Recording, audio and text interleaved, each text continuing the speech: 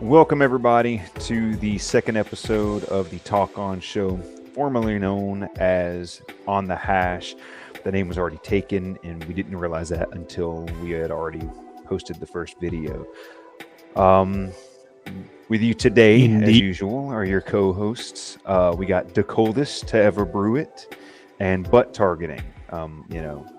Actual names, Cam and Chase, but we thought these names were fitting today, especially mine, because of the controversy in the black and white all across college football.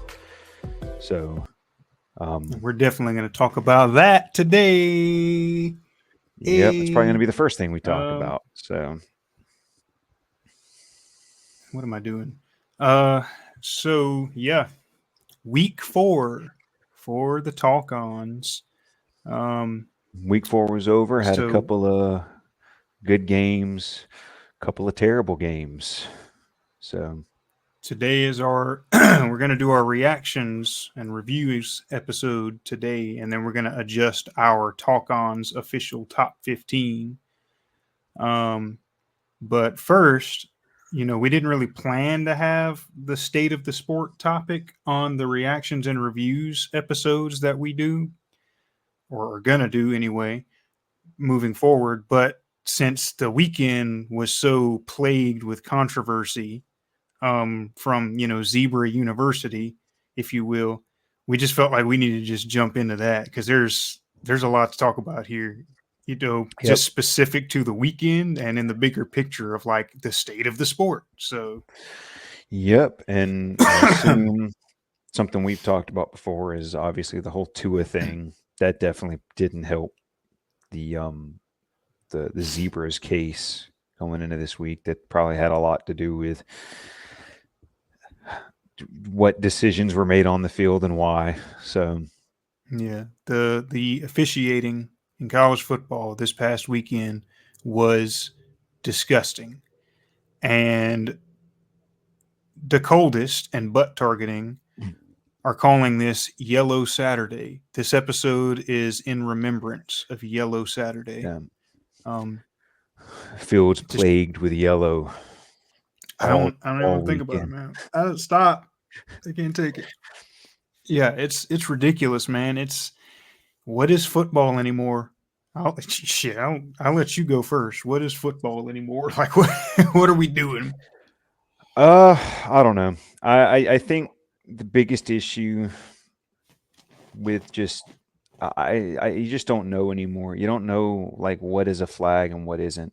I don't know if it's because rules are just changing every single season and there's just no communication whatsoever for how they're changing or why they're changing, or I think they're just really ambiguous for the most part, and I think it gives them room to just start changing what they define as those penalties. Well, I think they're too ambiguous because of how complex they are, and you're expecting split-second decisions from humans in the middle of a game. And I'm not going to lie, like in defense of the referees, there's a lot of pressure on them too.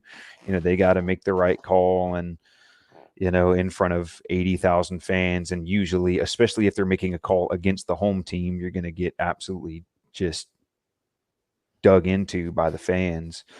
But you got to call the right. That is, unless of course you're in Lexington, because then you just don't call anything for against the other team. So that's or at least you don't call the most obvious face mask of your life. But I just obviously the name I have. I'll probably just go ahead and start with that because that continues on the topic that I just was saying, is that like the butt targeting. It's like, I thought just last season, maybe it changed and I didn't know, but just last season, I always thought targeting was, it's you lead with the crown of your helmet to the head or neck area of another player. Then it's targeting. And obviously that used to just be for defenseless. And now it's been moved to, runners as well. If you lead with the crown of your helmet to the head or neck area, but apparently now it's just leading with the crown of your helmet in general. So, and I guess they didn't tell anybody. The biggest thing is that targeting is it's targeting. It means that a player is choosing to target, another player. And I just think intention is kind of important, but this is a flag that's just assuming intention. It's like, Right. I oh, this mean, was like targeting. It's the idea that, oh, you are trying to hurt this player. You are wanting to go crown of the helmet to this player. And it's like, there's so many times where you could just tell that a player isn't trying to lead with the crown of their helmet or whatever. well, that's why, because intentions can be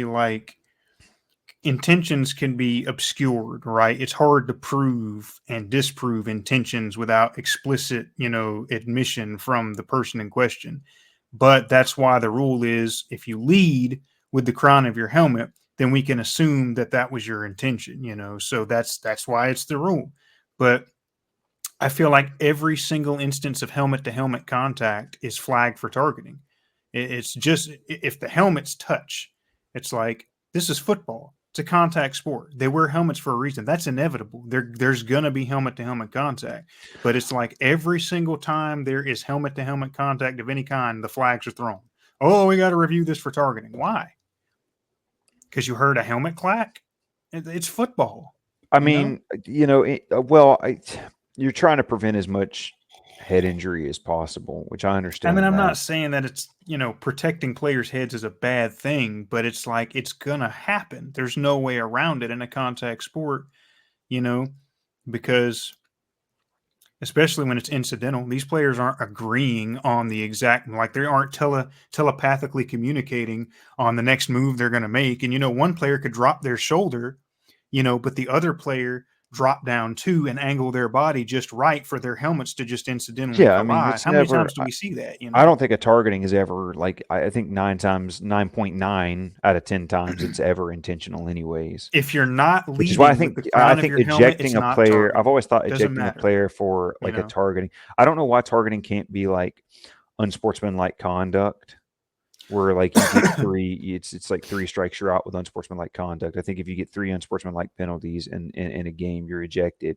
I don't know why targeting can't be similar to that. It's like multiple targeting fouls, then you're ejected. But to get ejected on the first targeting is just, and I guess they want to be like, oh well, you can't take any more chances with that. And it's like, yeah, Right. but We like don't want to make sure this but guy you're doesn't do ejecting a this again, player and they're completely out of that game, and that can change the course of the If game. it's a bad You know, targeting and if call, it's a then bad it's a targeting call, problem. then Yeah. it's like and nowadays, what the hell, what the heck is even a good targeting call? I just don't know.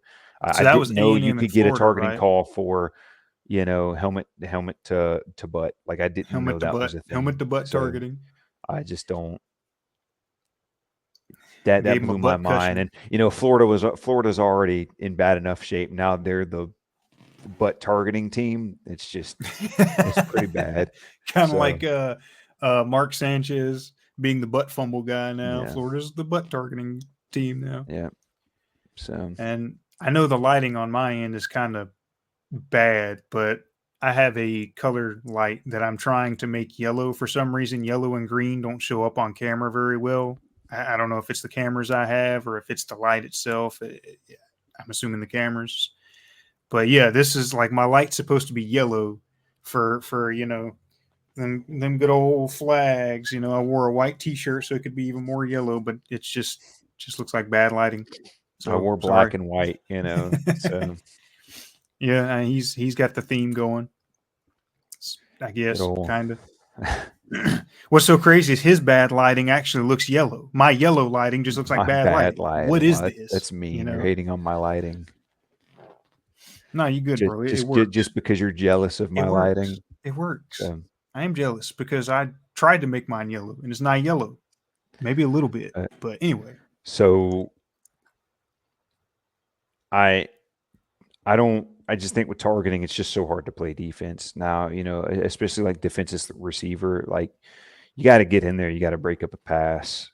That's your job as as a defensive player, and it's nearly impossible to do that these days. So Yeah. your instinct is to just throw your whole body, and I think most players try to lead with their shoulder, and it just you know it's very common just because of all the movement that's happening between players that leading with your shoulder leads to leading with the crown of your I mean, you can tell though. helmets colliding. So but you can tell when they're leading with their helmet or they're leading with their shoulder. Like I feel like I've never not been able to tell whether they were leading with the crown of their helmet or their shoulder. You can just tell, and it's like even when they're leading with their shoulder, and you can tell that that's what they're doing.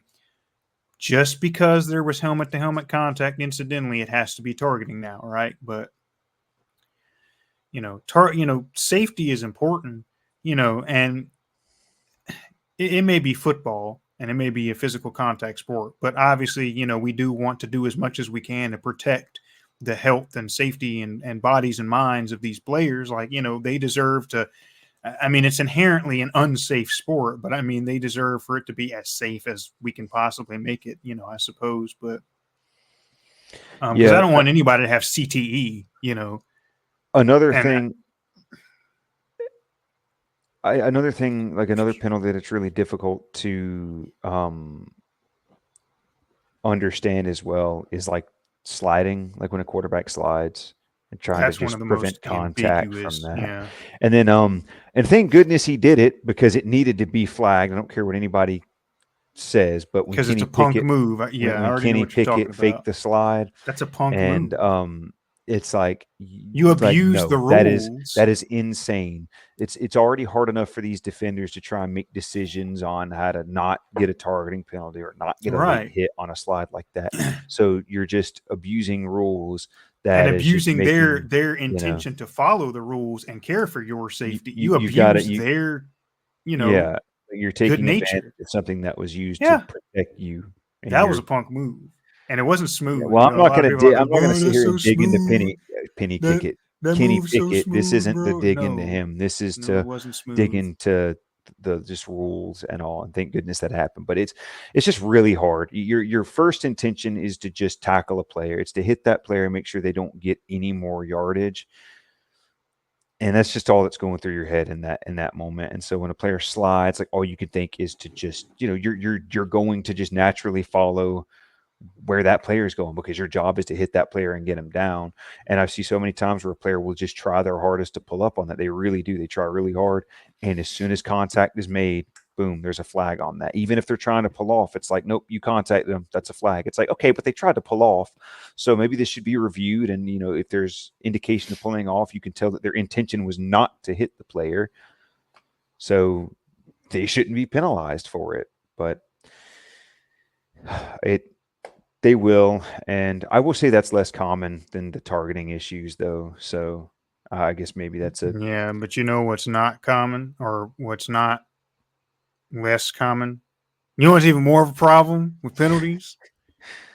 The Brady effect. the Brady effect. The Brady effect. Yep. Roughing the passer. Bro, what are we doing? What are we doing in football anymore? You can't look at the quarterback without being flagged for quarterback harassment. Like what's going on, bro? What are we doing? Yeah, it came to a head this weekend for me Yeah, especially. this weekend was like the It perfect was showing of that. well So that many bad roughing the well, passer and calls. then you just have calls that I'm like, again, this is where it's like, what is the rule? Indiana. I wasn't able to catch the name of the defender, but it was a defensive end for Indiana. He comes in and he sacks UCLA's quarterback, puts face mask into his chest, sacks him, picture perfect sack, Clean and it sack. is roughing the passer on a sack. He's not. He didn't pass the ball. He's not a passer. He is a runner at that point. He tucked the ball Right. in because he was getting sacked, and he got sacked. Like that is how a roughing the passer is saying. Not even a targeting. It was roughing the passer. Like how? Like you can't play football. You like that is a perfect play. He gets off his block, runs in there, sacks the quarterback, and they gain 15 yards on a sack. That is just unbelievable. A perfect sack and they gain 15 yards. I just don't understand like where that's coming from. And then Oregon at Oregon State, the roughing the passer called on that. Your player runs up, hits the quarterback right. I mean, the split second the ball is released and just pushes him, just taps him, and the quarterback falls back, and boom, it's called roughing the passer. And it's just how? the dude, like he played it as good as you can defensively. Didn't even tackle him, just pushed him right as the ball released, and it was called. I just, what are you supposed to do as a defender anymore? Yeah, I don't know, man. It's like it's bad, and you had that in the Georgia Kentucky game, the same game with the awful missed face mask call. Um, it's the roughing the passer. Was it Walker? Yeah, I think it was Jalen Walker. Jalen Walker came in, and Vandegrift basically still had the ball in his hand. Like his hand was still touching the football when Walker hit him. And just as the Indiana, player, it was a clean hit. Like it was a clean textbook hit. He took Vandegrift to the ground, and that was it. Clean tackle, clean hit. And at the point of contact, the initial contact, Vandegrift literally still had the ball was still touching his hand, you know. So it's like, and then they threw a flag, throw a flag, rough on the passer, and that was a pivotal first down for Kentucky. That was a pivotal free first down.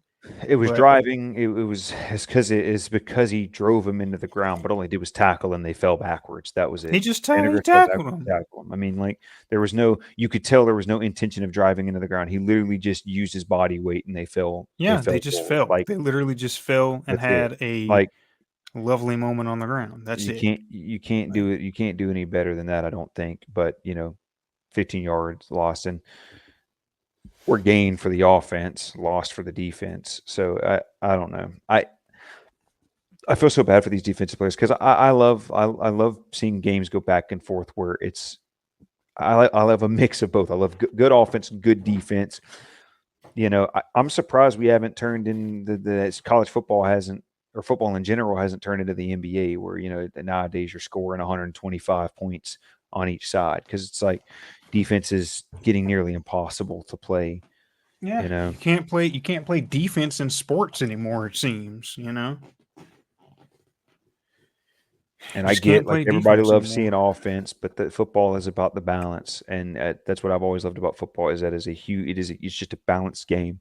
It's two sides that you play one side at a time, and so each side needs to be the best it can be. And I just, you know, I don't know. Yeah, I mean, as far as the state of the sport goes, officiating, come on, guys, what are we doing? Like, that was bad. Accountability for officiating too. Why don't we have like press conferences and stuff for referees after this crap? Have them ask, have them Well, answer questions. You got these 18-year-olds answering questions after games. Have these 50-year-old refs answering questions. look, man, I'm gonna put this out there, and people interpret it how they want to, because I'm still figuring out, how to interpret a lot of it. But coaches get fined for complaining outwardly, like vocally complaining about officiating, and sending in, appeals and things like that. Coaches get fined for that. And it's like, what? What are we why are you fining people for complaining about officiating? Like that really sounds a little sketchy. You know what I mean? It's like, what are you guys up to here? Yeah, there's no It's like, accountability. It's what is just this? What is college football? Orwell's 1984? Like you're not allowed to speak your mind about the authority figures I was and gonna say they're the and high and mighty. They're the high and mighty that, oh, we're doing this for your player safety, so you shouldn't be complaining. And it's like you're costing games you're with affecting little calls games, that and are just and there a lot are of times bad bad. calls. Like they're just bad, and it's a problem. It's like, and I read a thing about Mark Stoops talking about it. Um, he pretty much said, he's like, yeah, we get fined if we complain about it, but he said sometimes I just don't care about the fine. He's like, I'm just so pissed about a bad call, and just it's like I don't care about the fine. It's like I'll take I'll take the L on my wallet just to voice my concern. But that's still problematic. It's like you're fining people for voicing their concern. You're fining people for speaking up, because officials are not infallible. They make mistakes and they're kind of messing up the game in a lot of ways. Like every weekend, officials are costing pivotal moments in games from bad officiating, and it's like, yeah, it happens. But in recent years, NCAA officiating has just gotten so bad. It's just That's it. bad. Well, it's because it's all. I mean, if you look at it, it's a lot of the same refs we've had for the past 10 years. But the problem is that the rule book is getting more complex and more ambiguous, Yeah, and it's just getting harder and harder on these refs. I'll give them the benefit of the doubt that yes, it is hard to do. It is hard to be a referee. a It's hard not job. easy. Yeah, It's an extremely hard job. The problem is the rule book. Who makes these rules is just making it way too hard on these defenders, they're or I mean making referees. So unrealistic they're rules. They're making making unrealistic. unrealistic I rules. mean, That simply put, it's it's like, football. and the fact that I think my biggest thing is that the fact that you cannot, like, I think all personal foul penalties should be reviewable. All personal foul penalties. I know that would slow the hell out of the game. It would slow the game down like crazy. But you know what? Part of me would rather that and some of these calls that are terrible get overturned than you know uh Well, than yeah, a game go faster but get ruined on that's some the thing. I would rather BS the call. integrity of the game be intact.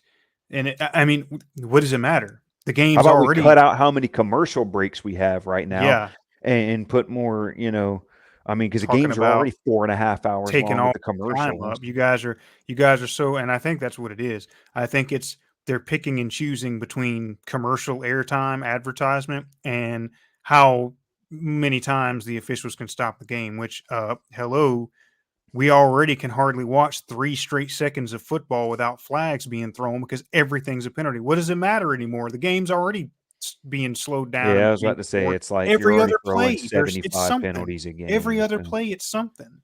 I It's mean, like what does it matter at this point? I think make the game as fair, realistic, and keep the integrity of it as much as possible. Because, like you said, I'd rather the game be slowed down and have an honest outcome than bad officiating determine the outcome yeah. more or less. And you know,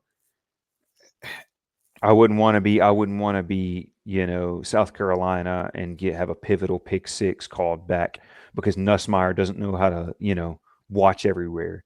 Someone's going to come and hit you. This is mhm, football. Pay attention to the field.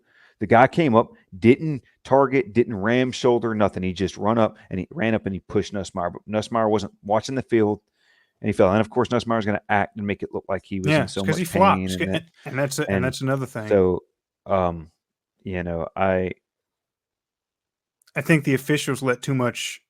also Uh, crowd work for officials as well. I think I gets was in the about to way. say, I think officials let too much sentimental bias get to them because I've seen so many, no calls that were good no calls because nothing happened, but just because the crowd thought something happened and the crowd gets riled up, they feel compelled to throw a flag. Just like, even though we're talking about the rule regarding what happened to Nussmeyer is very explicit and pretty simple.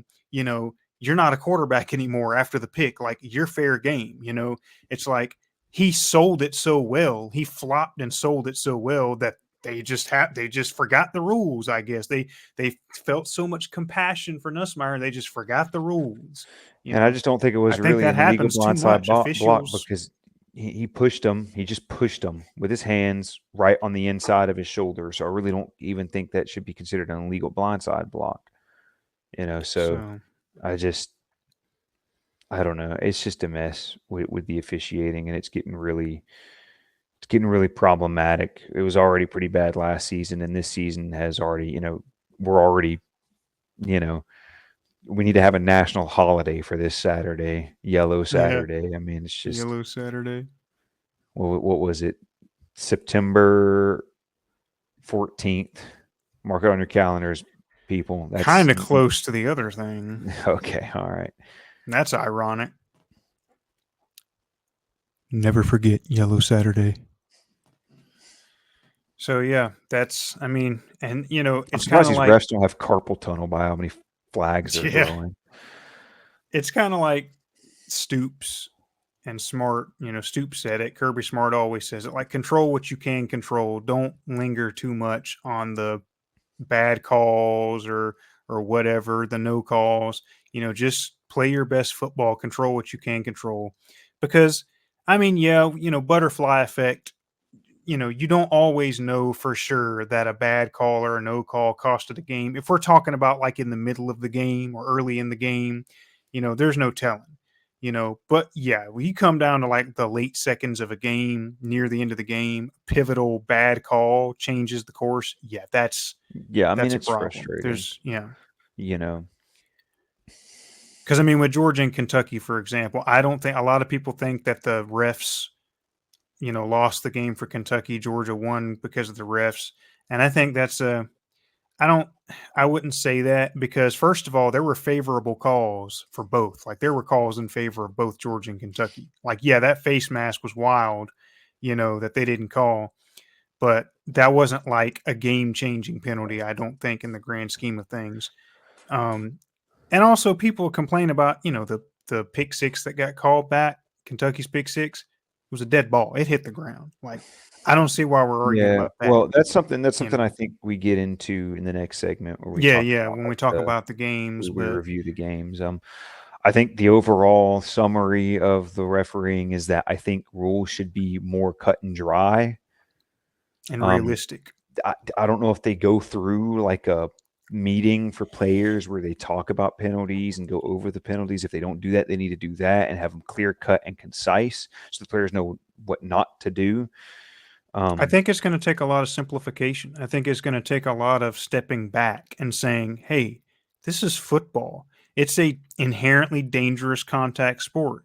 It's okay to have rules to keep, make safety as much as a thing as you can, but it's like they're getting a little too they're losing the essence of the sport.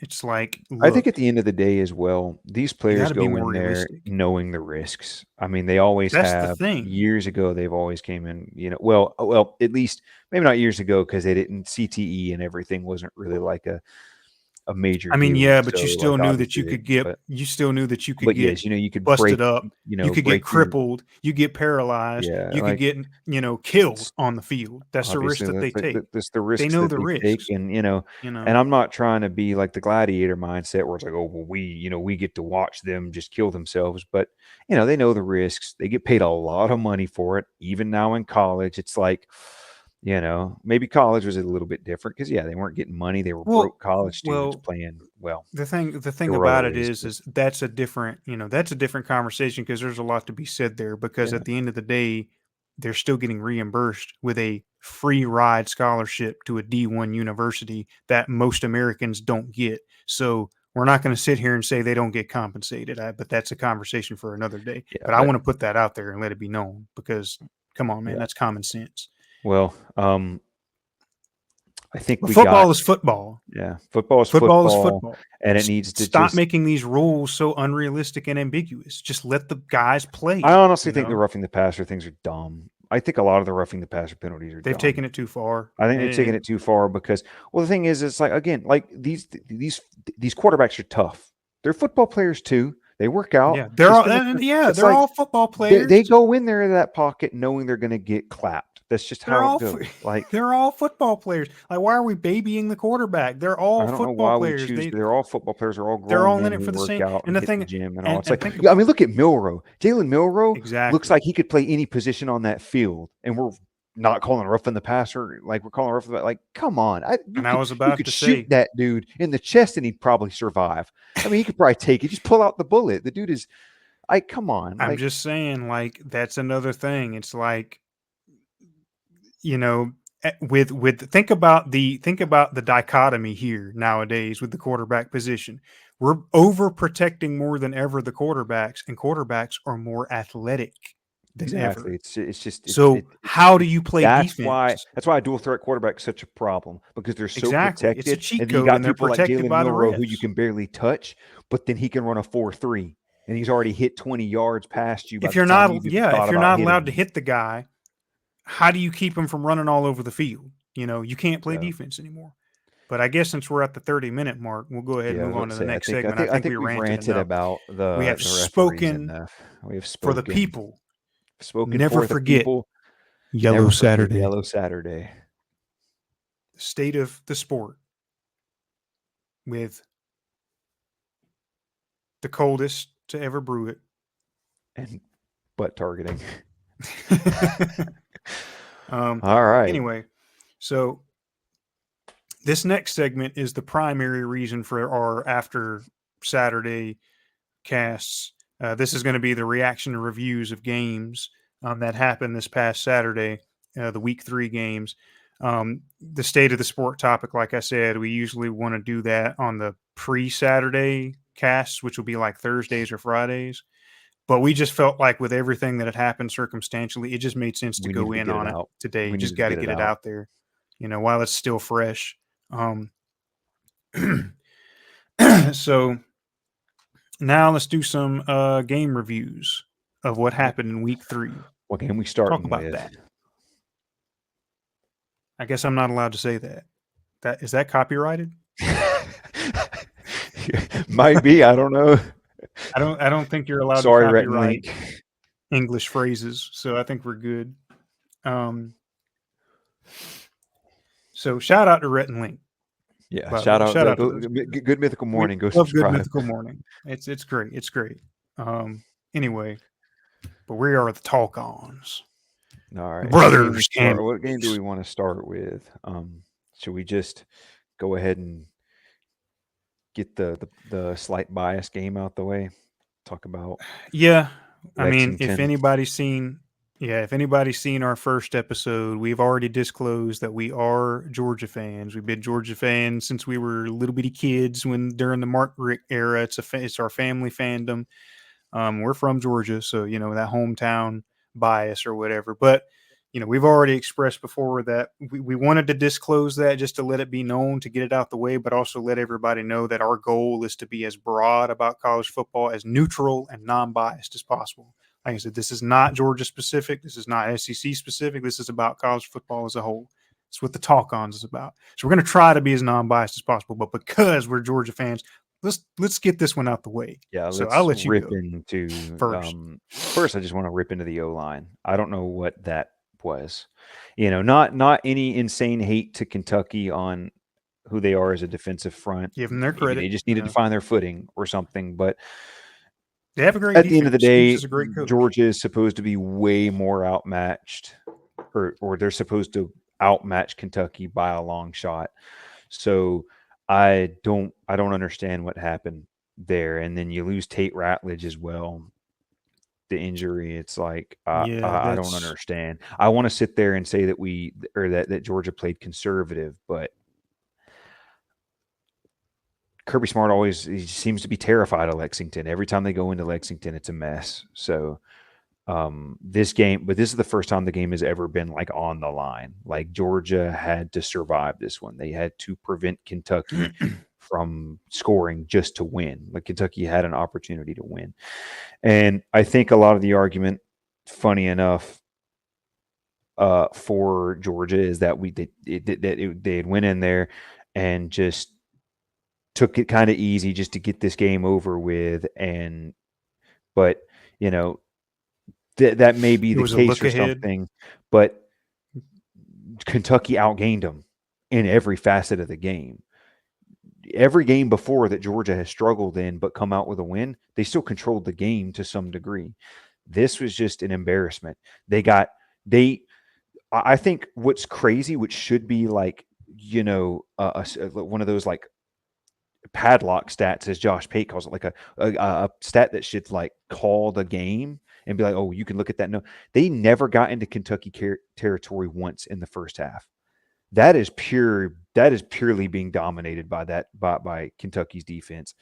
And I don't care if you're taking it easy. I don't care if you are Georgia and supposed to have 50 times the talent that Kentucky has, you should not be. Even if you're going easy, you shouldn't be getting.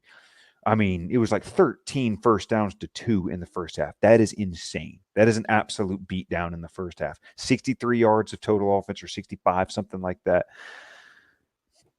I got to give Georgia the benefit of the doubt because they are still a talented roster, and this stuff like this has happened in the past. But this one it hits me a little bit different with how much Kentucky controlled the game. So I think Georgia should be a little bit worried, and there should be an extra flame under their butt to get going for Bama in the next 2 weeks. So I thought it was kind of I don't know, defensively controlled game.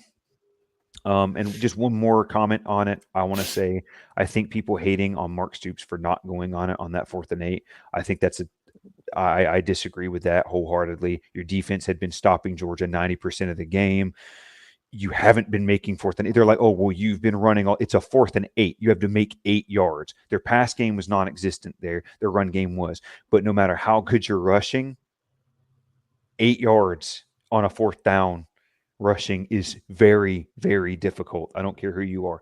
And your defense had been playing lights out on Georgia 90% of that game. So Georgia's defense had been playing you still had 2.5, you still had 2.5 minutes or whatever it was, maybe even they were close to 3 minutes. It's like, I think you punt the ball. I really do. I think you give Georgia back the ball, trust in your defense. And it's like, because it's this argument of, oh, they're the number 1 team. You've got to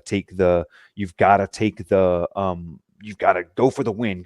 It's like, they're the number 1 team, but you were just, other than them having a 1-point lead, you controlled the game. You had 15 minutes more possession. It's like, when you're controlling the game, number 1 team. Why play them like the number 1 team when they're not playing like the number 1 team? Just play to your strength in that game, and their strength was their defense in that game and their rushing game. That's it's like, So 4th and 8. I don't care how good your rushing offense has been doing the game. You don't rush on a 4th and 8 anyways. Come on, not unless you're doing a draw or something. I mean, you're not gonna. They wouldn't have got it. I don't believe they would have got it anyway. I think Stoops, he figured no one knows for sure 100%, but 99% for sure they weren't going to get it. But again, like I'm saying, your defense has done great all game.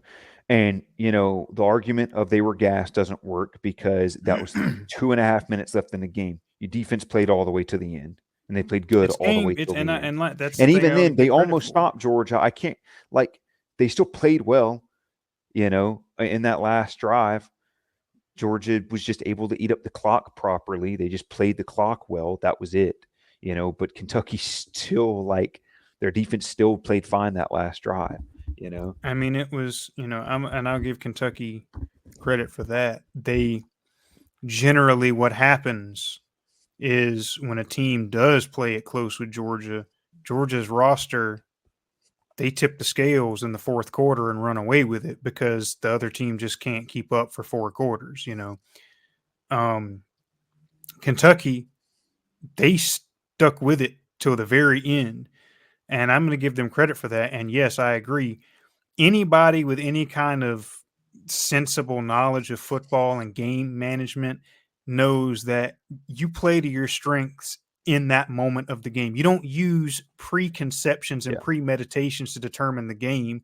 You go by what's happening then and there in the game. What's working in the game. And Mark Stoops, why would you risk that 4th and 8 if you had been dominating Georgia all game on the line of scrimmage and you have controlled the game for the most part, the whole game? Why would you risk it all on a 4th and 8 that even though you've been controlling the game, Georgia's defense, I still believe, is the best in the country. And another argument for that is the fact that any other team would have hit the defensive down spiral from the lack of offensive production. That defense would have gave out and Kentucky would have ran away with it. Georgia's defense is so good that they were able to – Georgia's defense won the game. They were able to win the game. Yes, Georgia was able to come up with a meaningful touchdown that ultimately gave them that 1-point lead. But Georgia's defense won that game. I don't know. We say that you don't take a 4th and 8. You don't risk that, man. A 4th and 8, when passing's not working for you, the only thing that's been working for you is rushing. Rushing on a 4th and 8 is just. And you think Kirby, you think Georgia's not going to be ready for that. Georgia's too fast.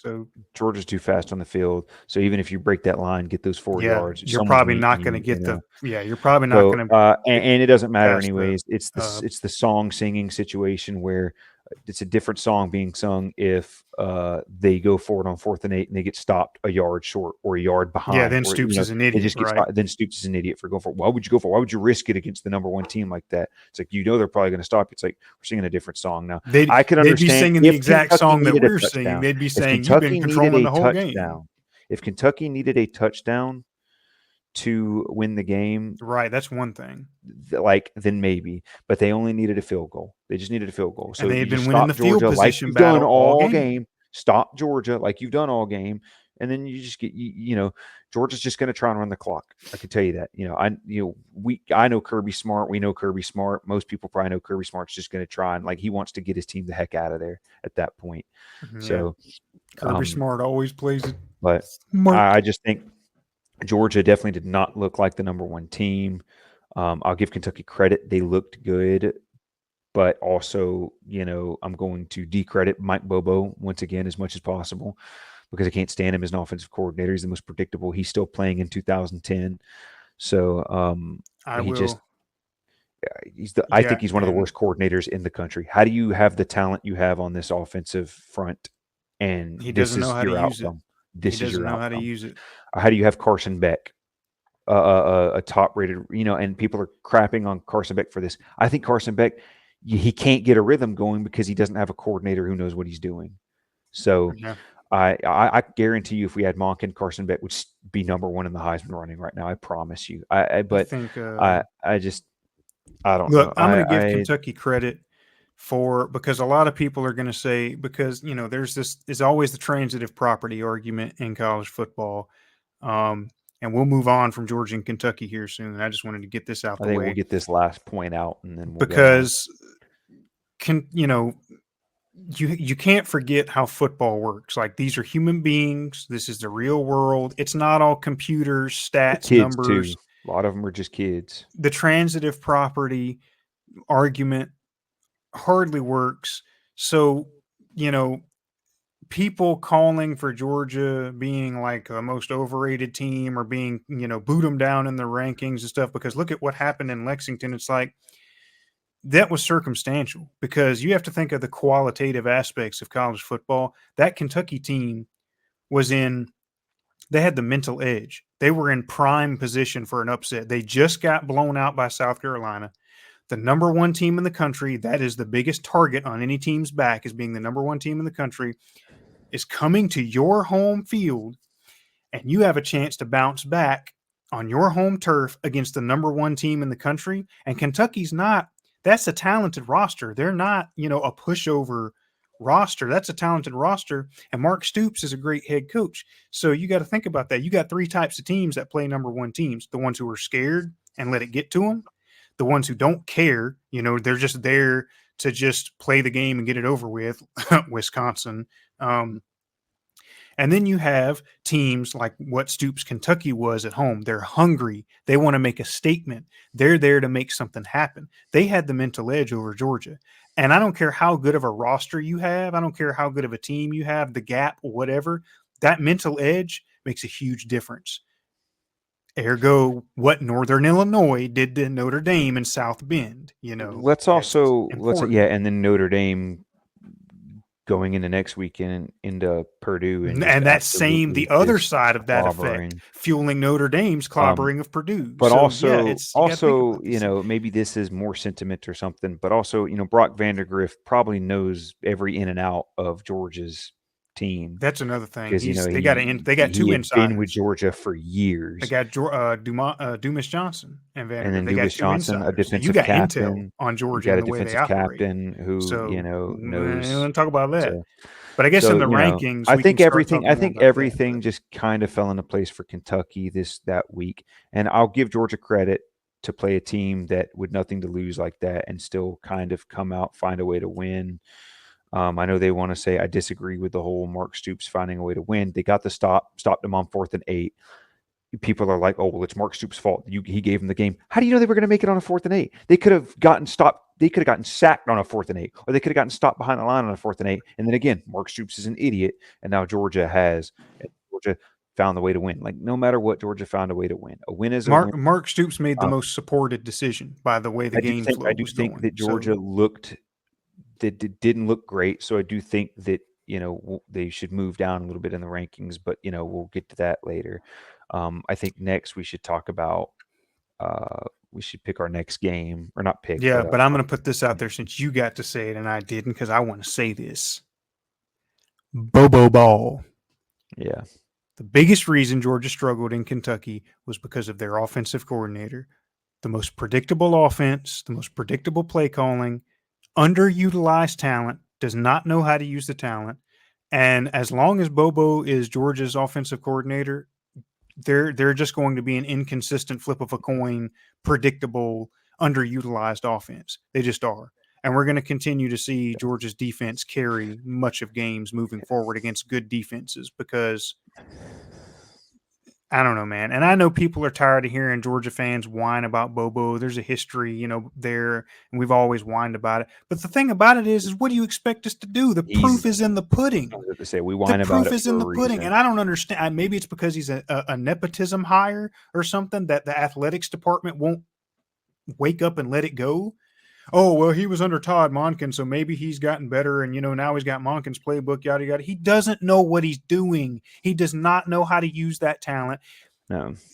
Bobo's entire offensive game plan every game is run, run, pass, run, run, pass, run, run, pass. The same crap over and over again. That's all I saw that Kentucky game. Run, run, pass. Like, what? You're not getting It's anywhere awful, and against a good we're not. defense I like don't that, know. I don't especially know if if you can't Bobo use the like. talent. Yeah, I don't But know. Let's just chalk it up to him and hiding Kirby and something. Bobo, I hope you see this because Bobo Ball is going to cost Georgia their title shot, and that I close on that. Okay. Yeah, we should definitely go to the next team. Our There's our, anyway. our, our bias is Sorry showing. for being angry Georgia fans, but moving on. Moving on. All right, next game. You want what do you want to talk about? I guess I'll talk about we can talk about my game of the week, which was supposed to be Oregon and Oregon State, but that game Yeah, ended up that's being what you an picked to be the game of the week. absolute So beatdown. I had faith that Oregon State would, in the upset or at home would maybe get close to pulling an upset or maybe even do it because the way Oregon had played. But Oregon found their stride against Oregon State. They looked like they were supposed to. the real Better Oregon showed up. to me better than they were supposed to. I didn't. I think Oregon State's a good enough team to where I don't think there's a lot of teams blowing Oregon State out. Oregon did. Oregon absolutely. Dylan Gabriel looked Especially with great. that The defense rivalry. looked fantastic. So yeah, in a rivalry game like that at Oregon State, I really you thought it know, was going to be closer. Yeah. I did. My prediction was 33-24. I was way off. If the final Yeah. score was 49-14, Oregon absolutely just manhandled in every facet of the game. Dylan Gabriel looked great. I mean, Yeah. Dylan Gabriel, he took off that game, dude. He was a stud that game. he looked like what we expected out of him. So the game of the year, 546 total yards to Oregon State's 309. yeah. They were And good on third down. which I want to mention this was something I meant to mention at the beginning. They didn't I punt am a single time. Oregon didn't punt a single time in that game. I'm terrible with names. That's something I meant to mention last. Like I said some wrong names. I called Michigan's or Texas's backup running back Jonathan Blue. It's Jaden Blue. I called Michigan's defensive lineman Matt Graham. It's Mason Graham. So at least I got the last names right. But I Yeah. struggle with names. So just I apologize for that. Like Oregon's running back, I can't even remember the name. Also dangerous weapon. They got all Here, I kinds got of the weapons names on right that. here. Jordan James. Is that the one you're talking about? Yes, I believe so. He's, I mean, I think just Oregon is overall stacked though. They've They've got well, a they've always yeah, got the thing about Oregon. The weird thing is that they've always Oregon is always known to be the small, speedy, skilled team. And you give them big athletic guys on the line of scrimmage to they're going to make something shake.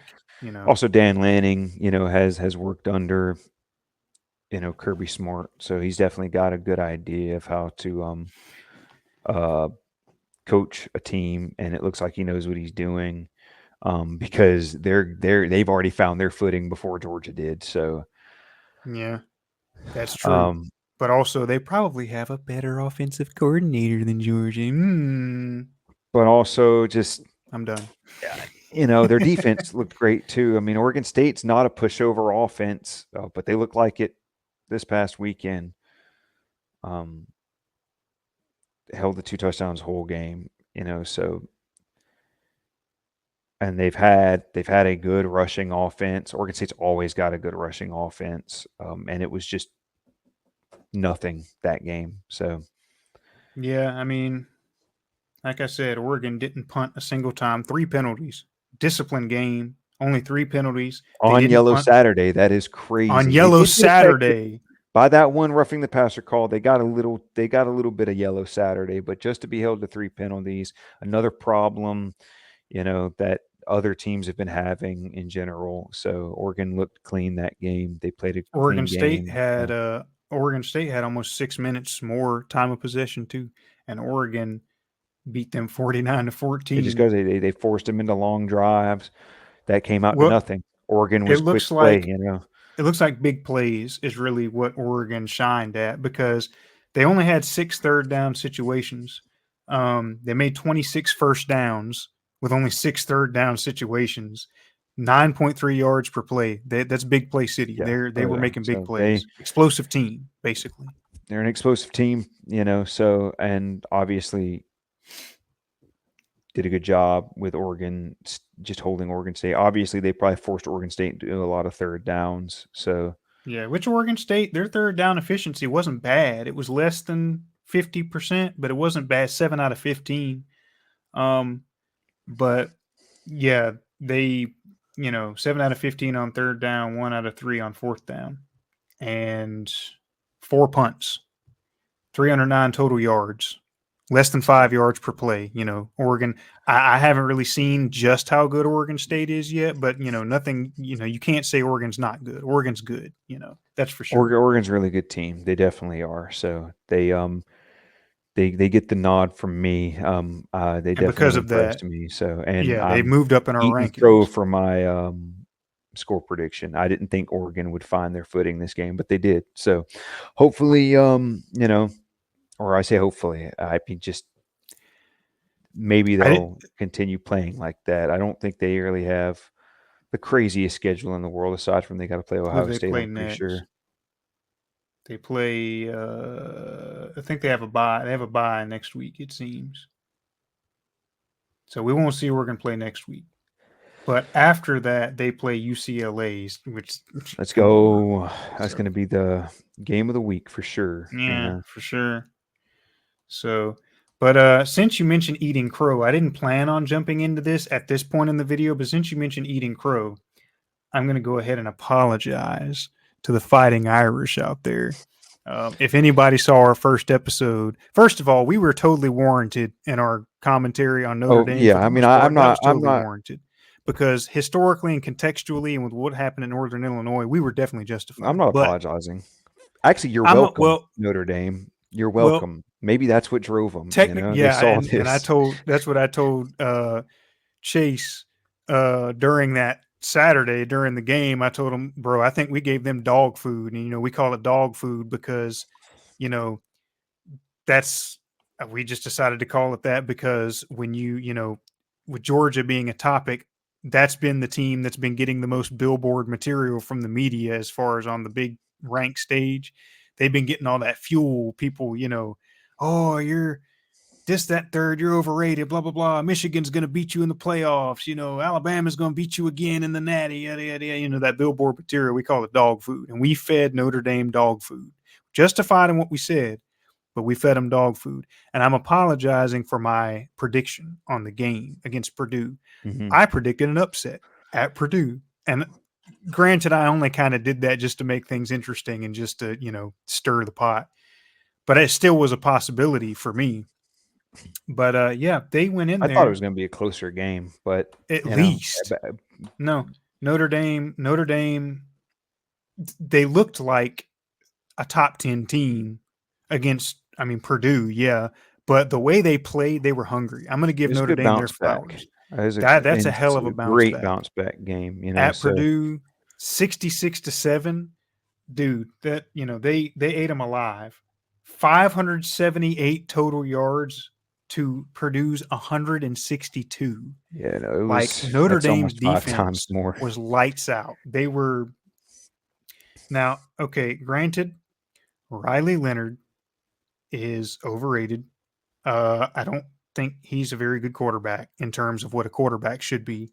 So that's kind of a knock at their capabilities, in terms of like the stage of the top 10 or whatever. Yeah. To bring it back But down to earth a little bit, also I did watch a lot of the game. Purdue also just slept walk through a yeah, I lot of mean that Purdue game. I played a mean, bad game, there truthfully. was a But play where they tried to just push like Riley. There's like hugging Riley Leonard. They weren't even trying to take him down, and they just let him spin out, and he but takes it look, to the man, house. So, but and we they consider still that, but played great. let's still give Notre Dame their flowers because 66-7 at Purdue, that's still a hell of a beatdown. The stat line is ridiculous, and I think with that bounce back though, I that's good by Marcus Freeman. I think that's a really good. the bounce back, yeah, I think give that's him a credit. really good. That really helps Marcus Freeman's image because it shows that he's not letting upsets like that get to him. He went in and he told his team, and he kept a fire under his team, and then maybe utilize that as So I mean, to Kind of go a wake to up another call, place and then just absolutely clobber them like They, that is yeah, even if it is Purdue, still. he got him mentally ready, So man. I think So Notre credit Dame. to Marcus Freeman. I think Notre Dame is going to be Notre Dame, which I like Marcus Freeman.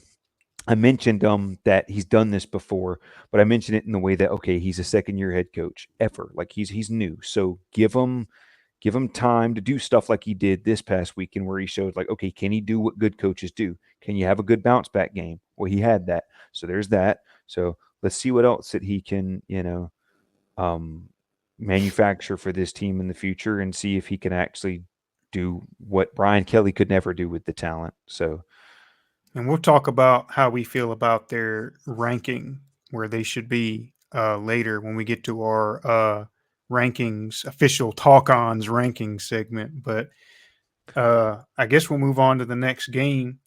I don't want to rush it, let's give us enough time for each game and each topic to talk about. But this the post Saturday episodes uh, are not really supposed to go this long, or not planned to go as long as it. I'm just looking ahead. This is going we to last a yeah, pretty good while, but I think it's just because of the topic state at of the the beginning of the state of the video. sport. We Yellow got to say. Saturday, you had to It, talk about. So this episode is going to be a little longer than we yeah. intend the post Saturday episodes to be.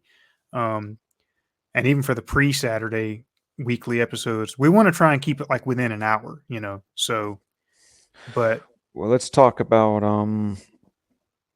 we had to talk about Yellow Saturday.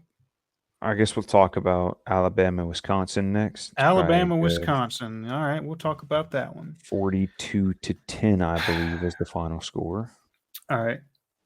I'll start this by saying Milroe is dangerous.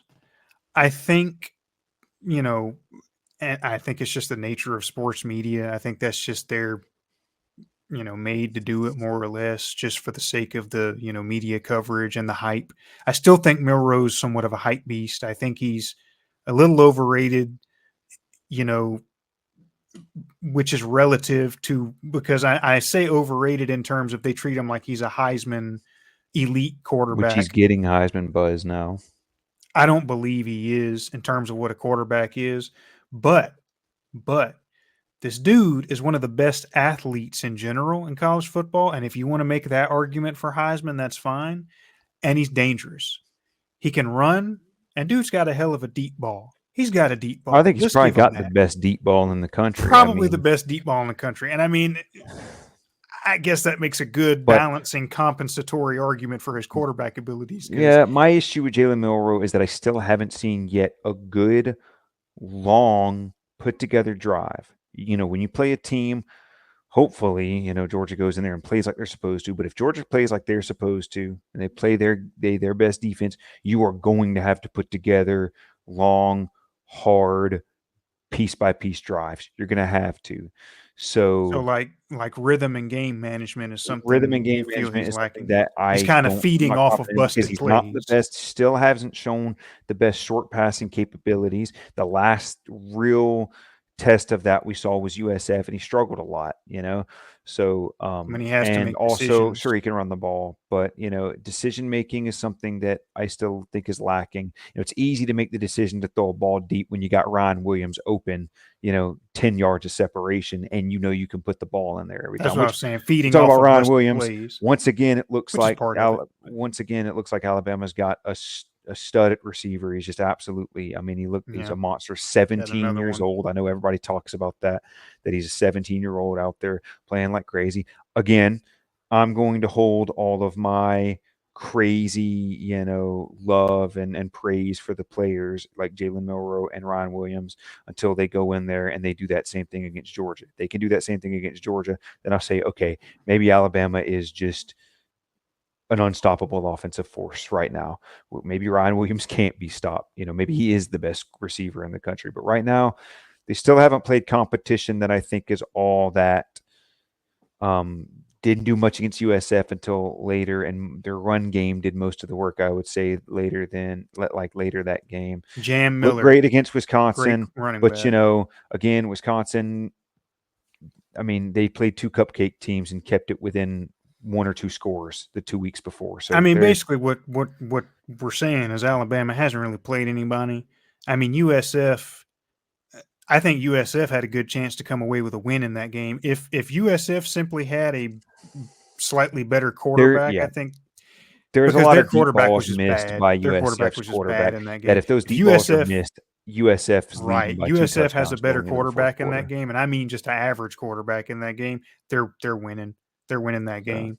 Alabama, they were just able to run away with it when USF was just out of gas and their offense just the defensive down spiral. But that USF defense exposed Alabama more or less. And who's to say Alabama hasn't learned from that and, been better? But you can't I'm gonna, determine that off of Wisconsin. Let's be real. You can't make their that first determination their first away yet. game was definitely, I think, one of the best though. So I'll give them that, and I moved them well up my list because I still think that Alabama looks like they're going to be a force to be reckoned with. So I think we should definitely give them their flowers this week. They played a great game, way more disciplined than they were against USF, and Yeah. I little look little forward to ugly it. in the first quarter, I'd say, but then they really blew up late second quarter and then just took the rest of the game to the house.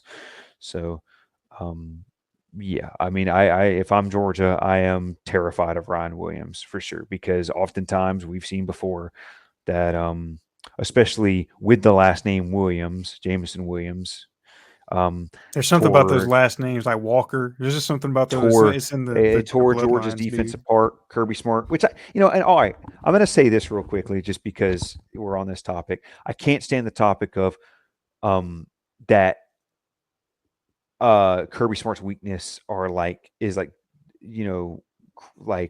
explosive receivers.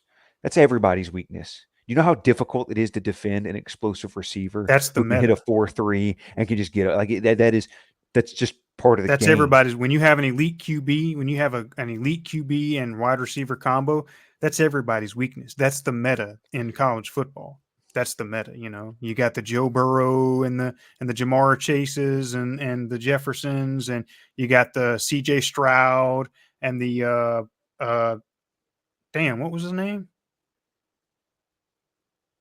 For Uh, for who? I don't Marvin Harrison. You got the Marvin CJ Harrison. Yeah. Strouds and the Oh, Marvin you were talking about, Harrisons. yeah. Like that is the meta in college football. That's everybody's weakness. That's the hardest thing to defend. So but that's another topic for But another yeah, day. we're But that getting still again makes more. Alabama's dangerous. They Jam are. Miller at running back. Milroe is talented. He hasn't maybe shown too much big game consistency per In his se. defense, like in defense of Milroe, though, Milroe creates such a problem where you had to Yes. watch both sides of the field The so hard. defense is on You their have toes to the watch whole the deep time. ball. Yeah. You have to stay close to Milroe because the dude's ability to evade pressure and get downfield with his legs is ridiculous, and And it's that's the it's it's problem is terrifying. if you've got your secondary leaned back looking for the deep ball and he makes it past the line or even the linebackers, the front seven, then he's got wide open space to draw out a play because the And secondary is he's so as backed fast, off, if not faster, than most of the secondary that's going to be on the and field. So that's it's what makes just them so dangerous. so. Bama is big play city, like they're explosive play city. right now. Like I would say they're probably the most explosive offense The in the country only right way to now. beat them is literally, and I guess it goes for a lot. I mean, this is teams with elite quarterbacks in general. And I'm not necessarily saying that he's an elite athlete and that maybe not an elite quarterback, but he still can be dangerous. You got to contain him. You got to keep that pocket closed. I think your best bet is to try and force him into deep passes. So, the D line's going to have to play a hell of a game. You Georgia's can't D let him line's going to move. have to, Yeah, I mean but that's the well, we'll get to that in our prediction show. right, and But that's just the thing about that combination is the only thing you can rely on, or the main thing you got to rely on is the pass rush. But I Alabama mean, looked great I will against say Wisconsin. So they look good. I will say Wisconsin is kind of so reference point, but they still look good. Give them their flowers. Um, their O line is still. I think Alabama's O line is a little iffy, yeah, but I Milrow did get mean, pressured a good bit I against think they got a Wisconsin. little bit of a So, weakness at the O line. and again, I will say if Georgia is up to par next when they play, that front seven is going to get to Milrow for sure. So, Well, Georgia, I Milrow think got Georgia sacked, has. a lot against USF. So, and I think I if think USF can get to them, then, I but think if nothing else, like I said before, Georgia. I believe Georgia has the best defense in the country, and I think they have the best front seven, if nothing else. they got to show it. Kentucky rushed for 170 yards. They really got to find it. If they Yeah, are that the was best rough. defense, That they was got to rough. I find just it. said I So, believe that they but have the best defense, we're and getting back on Georgia again. We need to well, yeah, we'll focus on that game yeah. between I Georgia guess and we need to Bama, go to the the next prediction game. show I think it's clear Bama did next great, game. and I think they look great. So Um, so yeah, as far as the rankings go for Bama, we'll get to that. For our ranking, I guess let's go to Oklahoma State and Tulsa. yeah, I say we do two more games, and I know which one the last one should be. Well, no, a couple more after this. Well, we should try to cover the ones that we predicted. Do you remember all the ones that we predicted? Because Oregon State was one, Notre Dame and Purdue was another, Georgia and Kentucky was another, Boston College and Missouri, LSU and South Carolina. There's a couple more games to talk about. We'll have to be concise. I think we just got what Boston College, LSU, or Boston College, Missouri, and LSU and Scar after this, right? And then I we guess can K talk State about and Arizona. Kansas State and Arizona. And I mean Tulane and Oklahoma, maybe. Yeah, I guess we can. I think Yeah, that's worthy talking about. Okay, so yeah, let's just move to Oklahoma and Tulsa. Oklahoma State. Oklahoma State. I'm so ooh, you gotta be careful. Gonna anger a lot of Almost people. had a boomer sooner run through my window. The Boomer Schooner. I think that's the name of their The schooner, yeah. the so Um, I guess the best way Alan to start Bowman. it, yeah, Alan Bowman looked This dude very good. might be crazy. Looked He very might be good. that guy. So 24 for 31, 396 yards, 5 tutties, 1 interception. But I mean, stuff happens. You still got all the other stats. It's like, whoo, still a 5 to boy. 1 TD to interception ratio. I Dijon mean, Stribling, 7 receptions for 174 yards and 2 touchdowns. Look, I game don't of know his how good life. Tulsa is, but this Bowman Stribling combo might I be watched Bowman something though. here. The dude was Yeah. kill. I mean, he was playing killer. So it looks like Oklahoma State might have a an offense to be afraid of. So Yeah, for sure. um, I haven't looked at their schedule. Not really entirely sure what kind of defenses they got to play. They're probably lucky they don't have to play Oklahoma's defense. Um, but Do they not play Oklahoma this year? nope. With Oklahoma Wow. leaving the Big 12, they scrapped the rivalry. Well, that's crazy, Kind of dude. crazy. It is crazy, but That's like Georgia not playing Georgia Tech anymore just because Tech's in the ACC. That's crazy. It's an in-state rivalry, dude. yeah, Whatever. Yeah, 560 total yards. Tulsa 352. Tulsa put up some decent yardage on Okie State's They defense. they don't have they don't have a they don't have a I would say, well, okay, I don't want to sit there and say they don't have like a cupcake schedule. They do play they play Utah. I think that's actually their next hmm. game this weekend. They play Utah, so hopefully that'll be good. Hopefully Cam Rising will be back for that game. So, but and they also play Kansas State, which Kansas State looks like they might have a pretty solid defense too, because They're pretty. They look like a pretty well balanced team but this year. but Oklahoma State, they just and they held Tulsa defensively. I mean, they played a great game overall. So Oklahoma State, not that Tulsa is the greatest team in the world, but they looked good. They still played well and looked good. So, Hmm.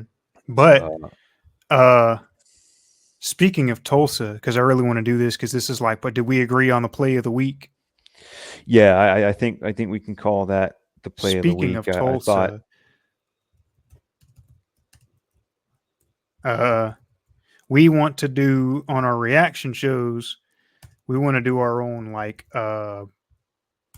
play of the week play of the week. on our show, and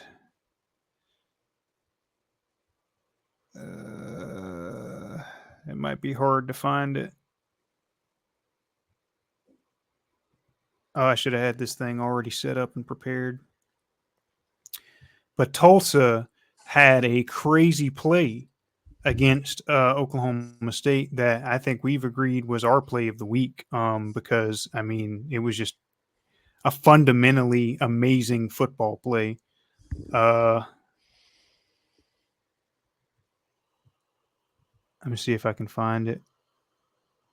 I doubt you're going to be able to find a single clip of it. You may just have to like pull up the highlights and just. That's what I'm trying to do. I'm going through the highlights so I can. This is it right here.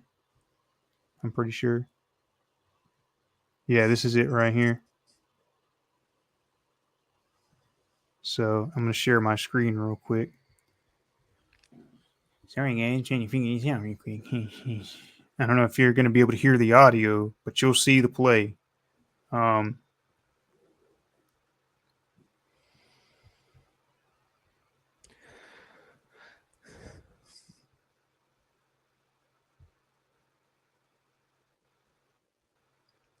Sorry, my computer is having a fit right now.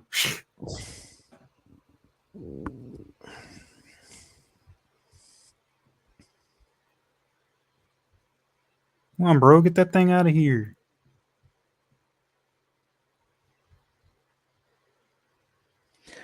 Oh my lord, bro! Holding I think I broke my on the computer. co-host. I think I broke it. Roughing the podcast. Can you see it? Yeah, I can see it. What is happening? I don't think this is gonna function well. All right. Can you still see it? No, once you put it full screen, I can't see it anymore. That's cringe. All right, can you see it now? Yes. Okay, so everybody can see it. Though. Cool, everybody can see it. So, all right, this is the play for Tulsa that we're calling the Talk-Ons play of the week. Dude, the quality is just awful. The 50 ball. That catch, though, dude, that is a fundamental football. That is it was a an beautiful amazing catch. play. I love me some 50-50 balls. So, like, come on, man. Give that Tulsa receiver credit. Like, I wish we had like the slow-mo. I think my other like mention for play of the week, it's not really a singular play. It's Mason Thompson's defensive run against Tulane near the end of the game, where he just went out and he got like a sack, a pass deflection, then a sack, all back to back to completely send Tulane through 3 set of downs. So it was I thought that was fantastic play by Mason Thomas. He looks like he's going to be a dangerous player for Oklahoma. So, yeah, he's going to add to that Brent Venables defense they got going on right now. So, What's the next game? There Yeah. wasn't. I guess We'll there's not a lot. Oklahoma State just went in yeah, there let's and just move on to the absolutely next game. destroyed We'll Tulsa. we'll we'll yeah, I mean we'll get better at the whole play of the week things as we go along, I Yeah, guess. But it was almost yeah, impossible to see that. It was so laggy. So maybe it'll be better really? me sharing or something. Yeah. So I don't think anybody's Yeah, going to see it.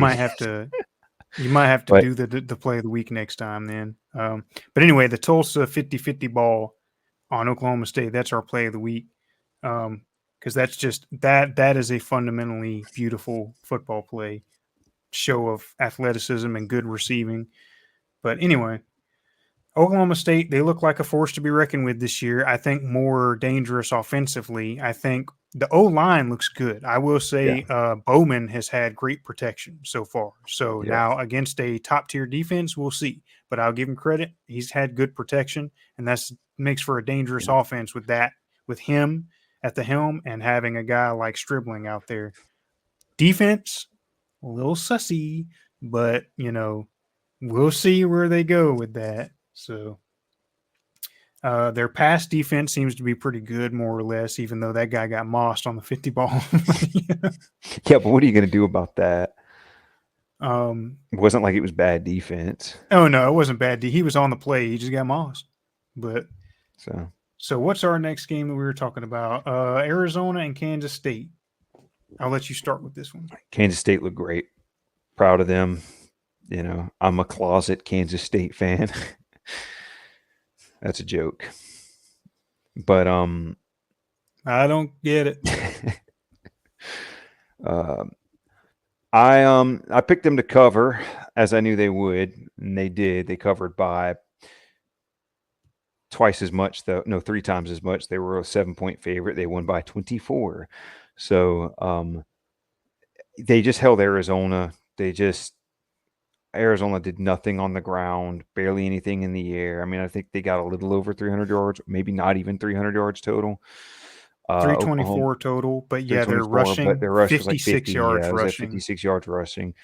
They got just, they were one dimensional that whole game. Kansas State, on the other hand, had over 200 yards of rushing, which is what I mentioned would be the problem for Arizona. And it was the problem for Arizona. So they couldn't Hmm. stop Kansas State. Kansas State's red zone defense was great as well. Third down defense was great. They were forcing Arizona off the field. Um, Kansas State looks good. I think they are very worthy of the top 15. Um, and that's why I'm actually excited that I'm excited for the Okie State and Kansas State game. I actually hope they can both go into that game undefeated. That would be a really good game, I think. Yeah, that'd be So crazy. it'll be a great game. So And we'll make a prediction on that one when it comes time for that. But I think Kansas State, um, I think it's two different types of teams. I think Kansas State is better at Marty ball, and you got Oklahoma State is better at modern West Coast football or whatever. But I mean, yeah, Kansas State they look great. I think they deserve to be a top ranked team. Um, I think there's a good chance they actually, with this playoff, I think there's a good chance they take the Big 12. They're probably my favorite for the Big 12 right now. which right So, now looks like it's going to be between Kansas State or Oklahoma State. So we'll see how that plays out. But so yeah, I think I'm liking Kansas State for the Big 12 champ right now, as it is. I'm liking them now. Arizona, I don't know who thought it was a good idea to rank them because I knew they were nothing special per se. But maybe Kansas Kansas State State, is just that was him. still a dominant Yeah. performance, and they still look good out there. They've got talent. So Um, and their rushing offense is deadly. I think they're just good on the line of scrimmage. Kansas State is yeah. good on the line of scrimmage better than a lot of Big 12 programs are, which is why I think they're probably going to be the best candidate for a playoff berth for the Big 12 because they are competitive in the trenches. But the Um, question is, because Arizona still had good chunk of passing yards. It's like what happens when you play that Oklahoma State is there a offense, hole Scribbling in and that Bowman. It's secondary? like, Yeah. let's see how that, and I think that's why it's going to be a good game. So And Oklahoma maybe State's defense doesn't look all that crazy. So, maybe Kansas State really can control the line of scrimmage offensively. But but You've got Avery Johnson at QB and Giddens at running back. Both of those guys, Avery Johnson, he's been pretty consistent. We'll see what he does in bigger games against bigger opponents. And DJ Giddens, you can just watch him run. He's got the moves. So it's, but they, which this is something for another day, but they only had one sack against Arizona, and mentioning Oklahoma Yeah, State's protection. We'll yeah, see how that plays out that could if be a Kansas factor for State can sure. get the Bowman, But but I don't yeah, know that's why we're something. calling predictions for this game I'm already. not But calling predictions. We're just well, talking yeah, about no, we're it. not calling predictions, but we're But looking ahead. so I guess now time to move on to the next game. Yep, Kansas State looks great. Definitely LSU top and 50 Scar, worthy.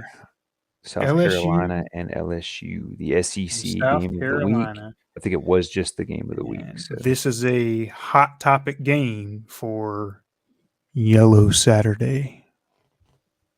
But maybe I mean, I don't think we can avoid talking about some the of it. the But calls weren't all that great. A lot of pass interference that I think should have just been left, and a lot that should have been called. Also, the pick six that got called back, of course, that completely changed the game. But let's be real. South Carolina had a 17-point lead, and they just blew it. They they blew that blew it. 17-point lead. And you blew it. Granted, in South Carolina's defense, they did lose Sellers, their starting QB, who actually was like having a pretty good game up to that point. I didn't have a lot of faith in Sellers. He played well, and then he got knocked out the game. And then they had Robbie Anderson for the transfer from Auburn, who Ashford, was Robbie Ashford. Yeah, Robbie Ashford. They had Robbie Ashford, the transfer from Auburn, who was just not it. just not great at Auburn, and he didn't look very great. South Carolina. Yeah, he had a couple good plays. Definitely had a couple really good plays, but he struggled. And I didn't look at the injury update on Sellers, see what's going on with that. But South Carolina's defense fell apart that second half. I mean, Yeah. LSU scored. How much did they score? Like almost 30, and they scored near 30 in the second half alone. Scored So 20 in scored the 20. second half, and 14 in the fourth quarter. They, yeah, I mean, I think LSU is.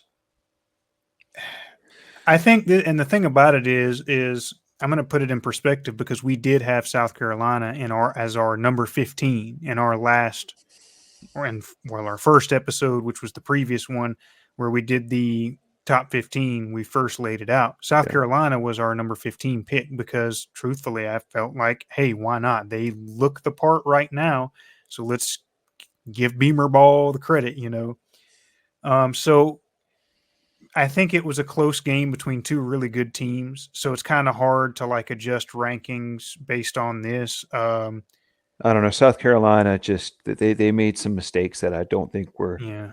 befitting of a really good team, but I mean, maybe they they're just not in needed. our top 15 anymore after this, which, maybe we should just save all that for the top 15 adjustment. But, I think LSU still has a top ranked berth, just because I believe South Carolina is a good team to beat. Um, I'll give credit where credit is due. I think LSU just showed that they they can make rallied, some adjustments. They can they rally and can make some adjust, and they can adjustments. rally. And I So think Sellers being taken out and Ashford being in did have an effect yeah, on the game. But we're also not going to sit here and act like Sellers is just Tom Brady, so yeah. I mean, I who don't think knows? Sellers is all Who that much knows? better than Robbie Ashford, but Who knows where it would have gone? but So give LSU credit. Uh, the the defensive fronts. South Carolina's defensive front looked fantastic starting out, and then it just got, I guess, gassed. Secondary looked great. I guess also got gassed, and Nussmeyer just is a good quarterback. So once you get gassed, he's that good, secondary gets gassed. Nussmeyer just pulled it out, did what he and I does. think So yeah, and I think in terms of speaking on for LSU, I think Nussmeyer is one of the best in the country right now. I think he has an argument for being I one of the best agree. QBs in the country right now, I agree. He and looked great. I think South Carolina has a really good defensive front, but it seems that LSU, you know, it seems maybe Nussmeier's got pretty good protection, because they had what? They gave up 2 sacks. LSU gave up 2 sacks, but against a South Carolina defensive front that looks as good as it does, and then for them to get gassed, that O line's putting in some Yeah. work. That O line, I think that's a good O line. Now LSU's defense, much left to be desired for Yeah, a that lot of defense, questions there for them, and I think that's what's kind secondary of wise. yeah. Also, especially defensive line wise. Especially that first half they got, and which Rocket Sanders is a fantastic running back, so he's hard to defend, Mm-hmm. but he ran all over them. So that's 243 something that, rushing yards, yeah, so that's something LSU 243 for South definitely needs to Carolina. figure out. So, but other than that, I think LSU's a good team. No, they got Nussmeier at the helm, so, and I think Brian Kelly's a good coach. I don't think he's great, but he's a good coach, and I think LSU will consistently be a good team like they have been. So they've been a 3-4 loss team, so they've been solid. So they've still got top ranked berth, still playoff hopeful. Where do we think South Carolina stands now, though? Maybe. I guess at this point it's just to see where LSU goes, because South Carolina gave them a fit. So if LSU ends up climbing their way and being a great team the rest of this year, then we can go better. There's not much I can say about South Carolina, because I think what South Carolina needs to show me is that they can just control a game, a whole 4 quarters. They control one half. They got to control 4 quarters. So that's something that we'll see if they can fix and do in the future. So, which they did against Kentucky, more or less. But that was also a first time start for Brock Vandegrift. That was his first ever SEC start. And I think that had a big reason as to why Kentucky's offense was having a hard time and gave South Carolina the leverage they needed. yeah. South Carolina moving forward, I don't think South Carolina's playoff hopeful. I definitely No, don't think I that. disagree. I mean, They're I not agree. getting in the playoffs. I wanted to give them credit, but after watching kind of what they have, quarterback wise, what they have talent wise, and LSU, a lot would argue South Carolina should have won that game. Yeah. But even if we're going to say South Carolina beat LSU this past Saturday, I don't think they have what they need to make it to the playoffs, because I just don't think they have an elite, quarterback. I don't think they have a good enough quarterback right now. And I mean, Yeah. I'm not giving Sellers enough credit yet, but he hasn't shown it yet. So, Okay. and that's assuming he's Yeah. healthy and gets back in. So, Yeah. I Let's guess we'll talk move on to the about, next one. yeah, let's move on to Missouri and Boston College. This is an interesting one. We got Missouri and Boston College, and then I guess we'll talk about Tulane and Oklahoma, and that'll be it. Yeah, we'll move on to so Boston College and Missouri. Is Missouri looks Boston good. College actually good, Yeah, or is is Missouri Boston just College mid? great, A lot of or is questions here. Missouri just not that great? Missouri controlled the game, I would say, for the most part. Well, okay, never mind. Boston College was killing them in the earlier parts of the game, but once it got to the second half, Missouri really controlled that second half. So again, is this just a team rallying and showing their resilience? I think that's what it is for Missouri. I think Boston College is a solid team this year. They got a really good quarterback and receiving core, and it's hard to defend. And Missouri defended it in the second half really well. So, except they did let that one weird wide open touchdown happen near in the fourth quarter. Honestly, like, had that not happened, like, Missouri is winning this game. They're covering, but or no, maybe not. I think it was like a 16-point spread, so they weren't going to cover. But uh, 27-21 was the final score. I thought they were going to put it to Boston College, and maybe that was me underestimating Boston College. But Missouri still looks great. Brady Cook still looks like a great quarterback.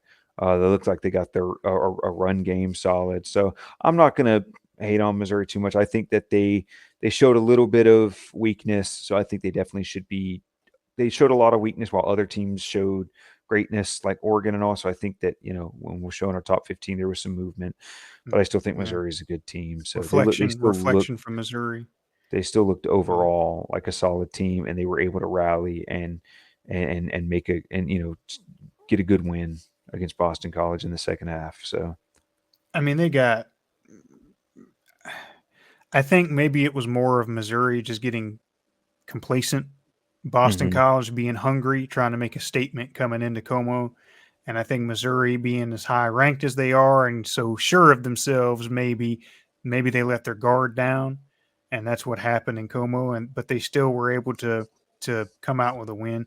And Missouri, first of all, Missouri's defensive front is, their defensive front is really good.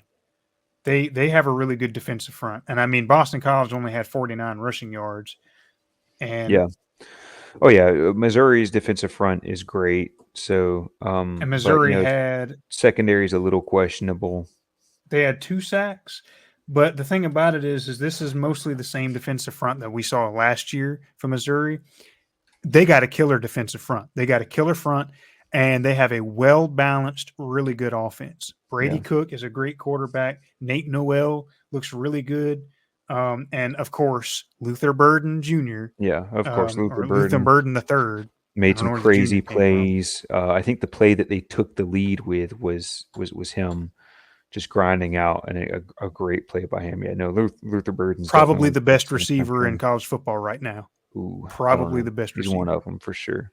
Definitely one of them, but you could make an argument for it. But you got the Uh, talent that you've got, the star player. Missouri, man, they're going to the playoffs this year, I think. I'm But still confident that Missouri can make it to the playoffs. So they do have a tough schedule, but I think if they can come out with at least one or two losses, well, obviously they'll definitely make it. So hey, man, flowers for Boston College. You went into Como and you showed out against Missouri, a top ranked Missouri. And I I think think Boston Boston College is College, just a solid team. I think they're a good team this year. They might just have a bright future, coming up. Yeah. So So who knows? um, they might be the favorite for they're still in the ACC, right? I, I don't even remember. I don't even know anymore. All the Who's in what conferences now? have changed. Who's in Let's what see here. now? Let me double Yes, check. they're still in the ACC, but Okay. I mean, so is They could be Miami and the Clemson. ACC favorite, you know? Yeah, if They gotta play. They gotta play. Do they play Clemson at any point? They Miami do and not. Clemson's still out there, so Yeah, we'll see. I don't know. Miami. I I mean, think I'm Boston taking Boston College, College over Miami. No, I'm kidding. Yeah, you're right. I completely forgot. I'm maybe, like sitting here saying that Miami. Like I'm so used to no team in the ACC playing very great. So as soon as I see Boston College, I'm like, they got to be the favorite in the ACC. but we can't talk about every game. But I just want to put this out there: Miami, they're looking really good. Yeah, they just haven't I'm played enjoying the anybody, love for Miami because I mean they haven't really played anybody more or less, and but we're they're looking seeing that really good. Florida isn't anybody at all Yeah, either. Florida is just Florida would probably, bad. I They're just mean, bad. So that's not much of a statement game at this point. But Miami still looks really good. They've got a hell of a receiving core. Cam Ward, I think, oh is yeah. Heisman caliber talent, probably. Great quarterback. And Miami's defensive front, they look like they got an old school Miami defensive front. So I'm, you Well, know, we'll just have to see when they start playing competition. So, if they ever do, uh, I'm caught between a rock and a hard place between Miami and Clemson, my favorite for the ACC well, champ, but we'll we see. should move on to Tulane and Oklahoma. Tulane and Oklahoma. This is the last game we're going to talk about. Tulane and Oklahoma. Oklahoma offense looked great first half, sputtered in the second. I think Tulane rallied a bit, but Oklahoma's defense still looks solid.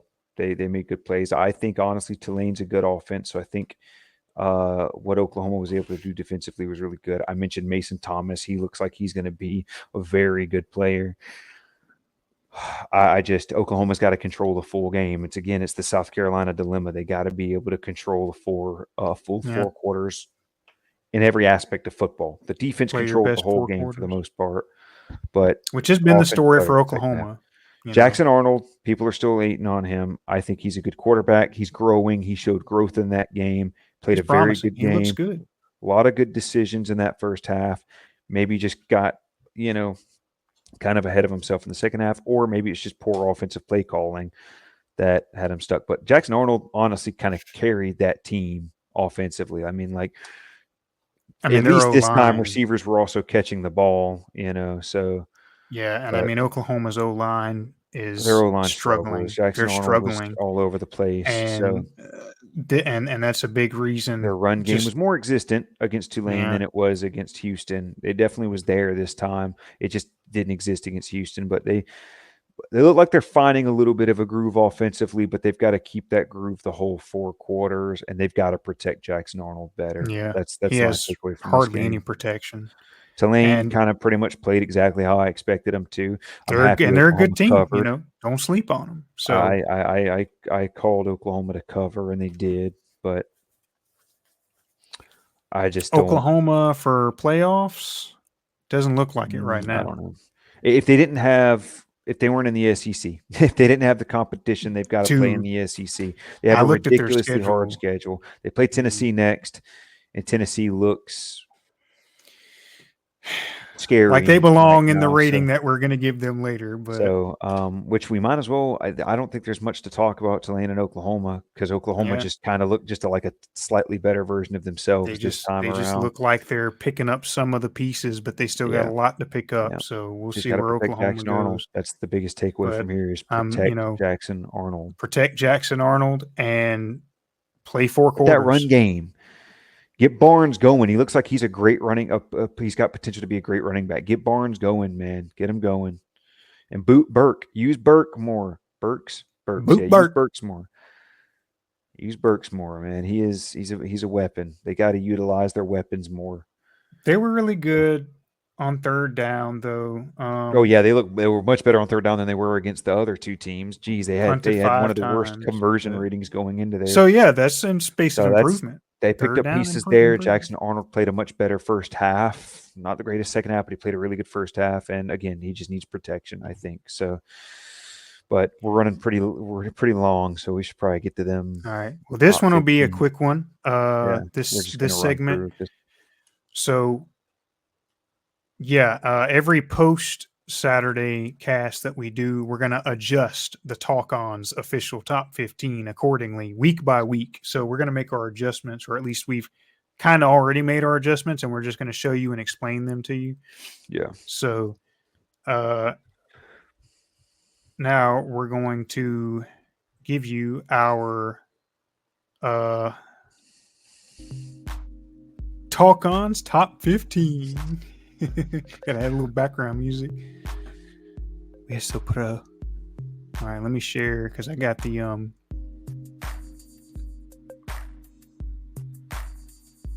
We've already first episode we went ahead and we discussed we just kind of built the top 15, but we thought it better to go ahead and build it first, and we'll just kind of talk about why just to we save have it the way we time. have it. Yeah, because it's just adjustments. All right. So this is what we got for our updated Talk-Ons top 15, which is based on week by week play, what we see from the teams and the rosters that they have, the coaching, all the other criteria included. So our new number 1, which we'll probably spend a good minute talking about this one, I guess, but we'll try to keep it succinct. I don't think there's much to say. I think it's the fact that they were both number 1 and number 2, or like Georgia was number 1, Texas was number 2, but Georgia sputtered, did not look like the number 1 team. Texas, granted, it hasn't really played anybody, and they really don't have that difficult of a schedule other than playing Georgia, and I think they do play Alabama, but Texas has just picked up where they left off last year. They look good. They've played. They haven't. And then I think for me, it was the fact that Arch Manning went out there and looked really good. And so now the fact that you have Got that really backup solid potential. backup Yeah, talent, like you have saw that. that kind of backup talent, that was shown. And then Georgia, I think Carson Beck has the potential to either be on Ewer's level, or if Bobo can really call great offense, maybe even take that number 1 spot. But it just Carson Beck, just Bobo's not giving him any Bobo room. has So to learn how to Texas utilize his talent. Texas just looks just better. They just look like a better offensively play called team right now. Defense, maybe not so much, but and this is how this is where I like, this is my kind of summation of it. Speaking of Bobo, this is my summation of it. I think Texas has the best offense in the country. And I think Georgia has the best defense in the country. But I think that even though you kind of got that balancing act there, I think that Georgia having Bobo as a coordinator, I think it's just, I try to give Bobo credit because sometimes he does show good game, but he's just so inconsistent.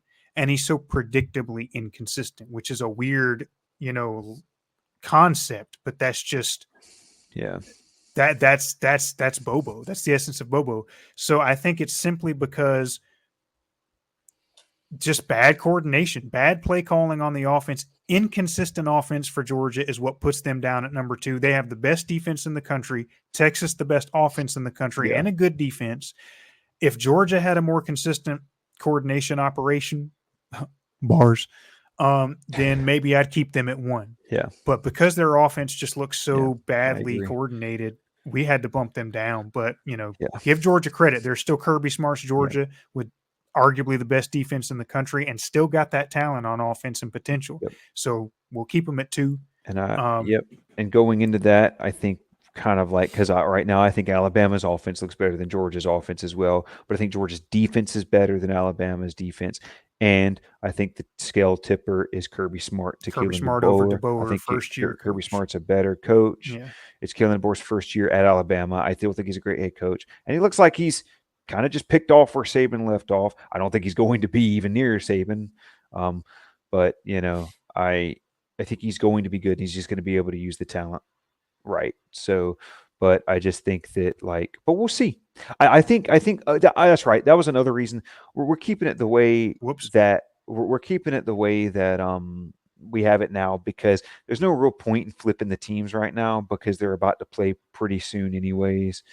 So it's best really to just let the teams determine this ranking for us. Yeah. Because I think Georgia and Bama, I think it's a toss-up between Georgia and Bama right now because I think Georgia's the better coach team overall other than offense. I think Georgia's got the better head coach, better defense, but Bama's got the better offense. So, and they don't have a bad coach at all. He's a great coach. So I think it's a toss-up, and I think it's just whoever can really just crank out the win next, after this when they play in the next 2 weeks. So I think it's me and my leave it up to co-host, them to decide that for us. So me and butt targeting, we argued about this before the show when we were picking our top 15 between Georgia and Alabama, who takes the number 2 spot. But it's we both came to the consensus that yes, right now, just because it's a toss up and they both play in after the bye week, that's the next game for Georgia anyway is Alabama. Georgia and Alabama play in 2 weeks. It's just, what? We'll keep the rankings this way, and we'll just see what happens. It just doesn't make sense to really switch them until after the game. We'll see. We'll let Bama earn that spot. You know what I mean? Obviously, the argument of if Georgia plays Bama, if they both play like they did this past week together against each other, then Bama's probably taking the win, probably by, 10 or more points, but I don't think that's going to happen. I think Georgia's going to be prepared to play. I think they're both going to be they're both going to be prepared to play, which is why I think it's a toss up. So I think I probably will. I actually, you know what? No, I'll wait for that game. So we'll see. We'll just go move on to Tennessee now. Okay, come on. We moved them above Ohio State because Tennessee, not that they've really played anybody, but I don't know. They still look way more they've done the same thing on defense that Ohio State has done, but they look twice as explosive on offense. North Carolina, and I think North Carolina State is important to keep in mind because North Carolina State is North Carolina State, but that's still a D1, Power 4 conference opponent. Ohio State has not played a single power opponent yet. No. So there's no real reason to put Ohio State over Tennessee because they both look pretty comparable. Tennessee's offense definitely looks more explosive. Their offense is way better than Tennessee's offense looks way better than Ohio State's. Yamaleava looks insane. So I think 65 points in the first half, even if it is the cupcake team. I think the experience and Will Howard can make an argument, but let's give, Yamaleava his credit. I said that right the first time, I think, didn't I? Yes. Yeah. Ooh. Anyway, Tennessee, they look comparable on defense. Tennessee looks better on offense, and Tennessee has played at least one Power 5, Power 4 opponent. So Tennessee takes that spot for us right now. And what's so crazy now looking at the bigger picture is that the top 4 is all SEC for Yeah. us. Yeah. We're not SEC homers, but We're let's not just as- be real. Tennessee looks better than Ohio Yeah, State. I mean right now. the SEC just looks good right now. I don't think there's any other conference that's really comparable to what the SEC has. With how many good, like not Yeah. all the teams in the SEC are good, but how many good teams there are Yeah. in the SEC. So You know, it'll all be figured out later. Ohio State at 5. I think we obviously we kind of explained it, argued our point comparable with to that one. Tennessee. So Miami at number 6. Well, Yeah. again, not really played anybody, but and honestly, I didn't want to move Miami really. I think they belong. I think we'll keep where they are because I'm confident in their ability as a team. Like we talked earlier, Cam Ward, fantastic quarterback. They got dangerous weapons all around on offense. It's the Their talent. defense looks good. It's the Talent. roster. They got the talent.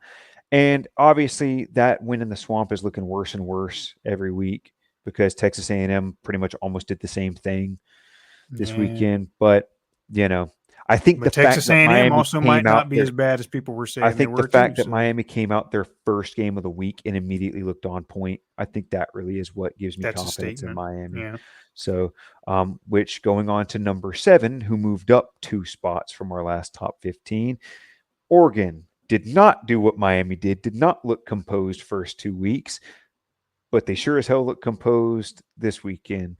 So, I mean, I think obviously they just beat the crap out of Oregon State, a Power 4 opponent. So, I mean, or Yeah. wait, Oregon State's power.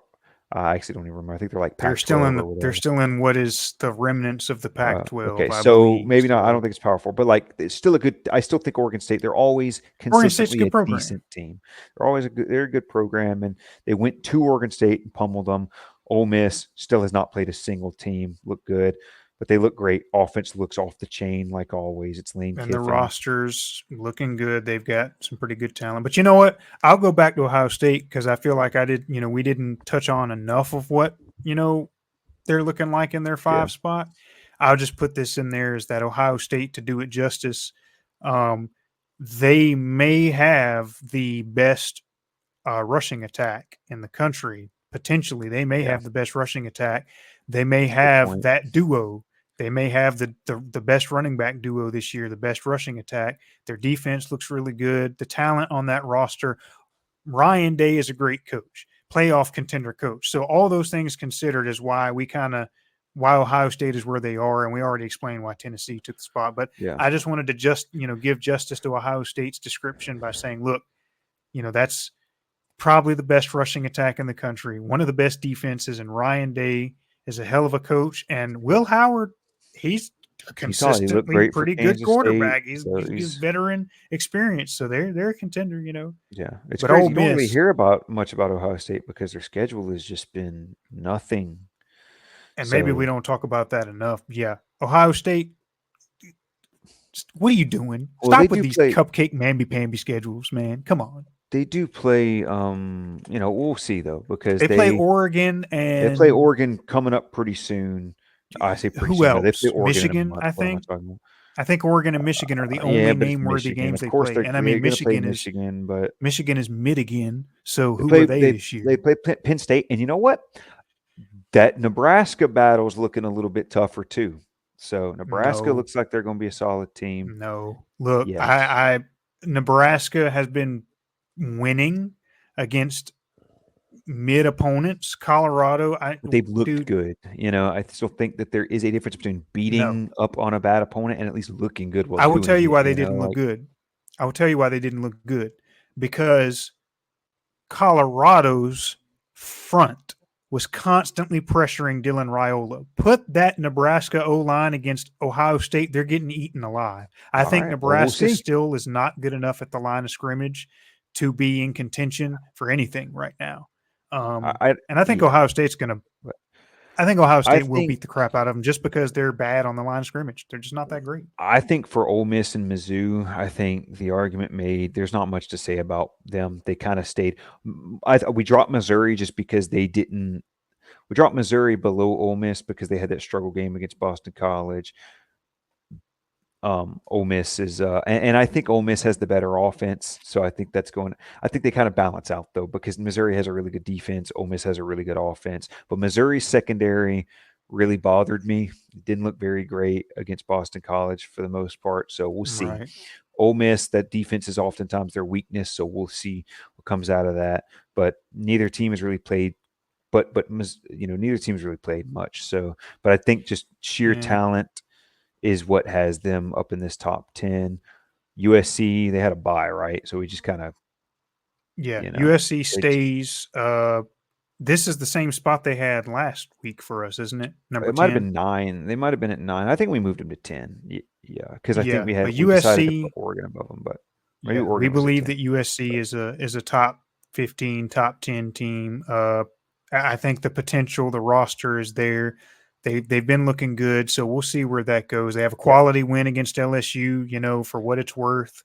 right. And yeah, so Clemson didn't I think move yeah, Clemson stayed because a bye. They had a uh, bye, and they just kind they had of, a bye, and we're not going to punish them for that. And also, we already talked about this in our previous episode when we first built the top 15. But Clemson, don't sleep on Clemson. Do not sleep on Dabo's Clemson.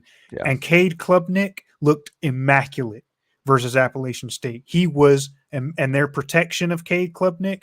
Don't know how good Appalachian State's defensive front is, but they just the well-oiled machine that Clemson's offense looked yeah, like is enough, for me to say. Now, I will say, ironically, Clemson's defense is a little sus, but you know, I think Dabo's Clemson still has a stake in the top 12 right yeah. now for us. Yeah, And I mean, I'm always gonna keep Dabo because even with the season he had last year, they have a good roster. They still have a top 5 got a good roster. Let's roster. just They see what look good Dabo right can do now. with it. Um, I think, and then look at Kansas State moving its way up. That really good game against Arizona, I thought, and then LSU struggling with South Carolina. They came back, rallied, so I didn't want to drop them out of the top 15 because they still came up with the win, but I kind of want to chalk it up to a little bit of South Carolina's mistakes, and because that pick six doesn't come back, that could have been game. That would have changed course of the game, and also, losing their quarterback. So, but I wasn't entirely happy with the way LSU played, especially their defensive front. But give them credit for I think it's rallying. still So a I think quality they're win. still a quality win. K State just went out and just owned the game, controlled at every facet. So that's why I think they're worthy of being up 12. Penn State, they just Bye. kind of Didn't move. stayed This is the by, same didn't spot they move were last anyway. week. So, And, we so I gave our mean, like, reasonings for why we have Penn State I know here. you're a Penn State hater, so I'm not gonna. They're just overrated, man. They're overrated. I'm not a Penn State hater. I don't think I just 13's an don't. overrated rating for them, though. I don't think No, they no, I'm not belong in the saying top 10 our at all. rating, but they're But top 10 for the AP. And I'm like, that's overrated. Penn State is not a top 10 team right now. I'm sorry. They're just yeah, not. They and haven't then proven anything. LSU at 14 kind of talked about that with why Kansas State moved, and then Okie State at 15. We explained that earlier. Bowman and that Oklahoma offense State, yeah. looked They dangerous. what They were they right on the showed, cusp for me, anyways. So that's all they needed to show for me to believe that they yeah, if belonged they in could top just play a 15. not if they could just play a not sloppy dookie booty game like they did against Arkansas, they were kind of on the fence because that game against Arkansas, Yeah, that was just bad football.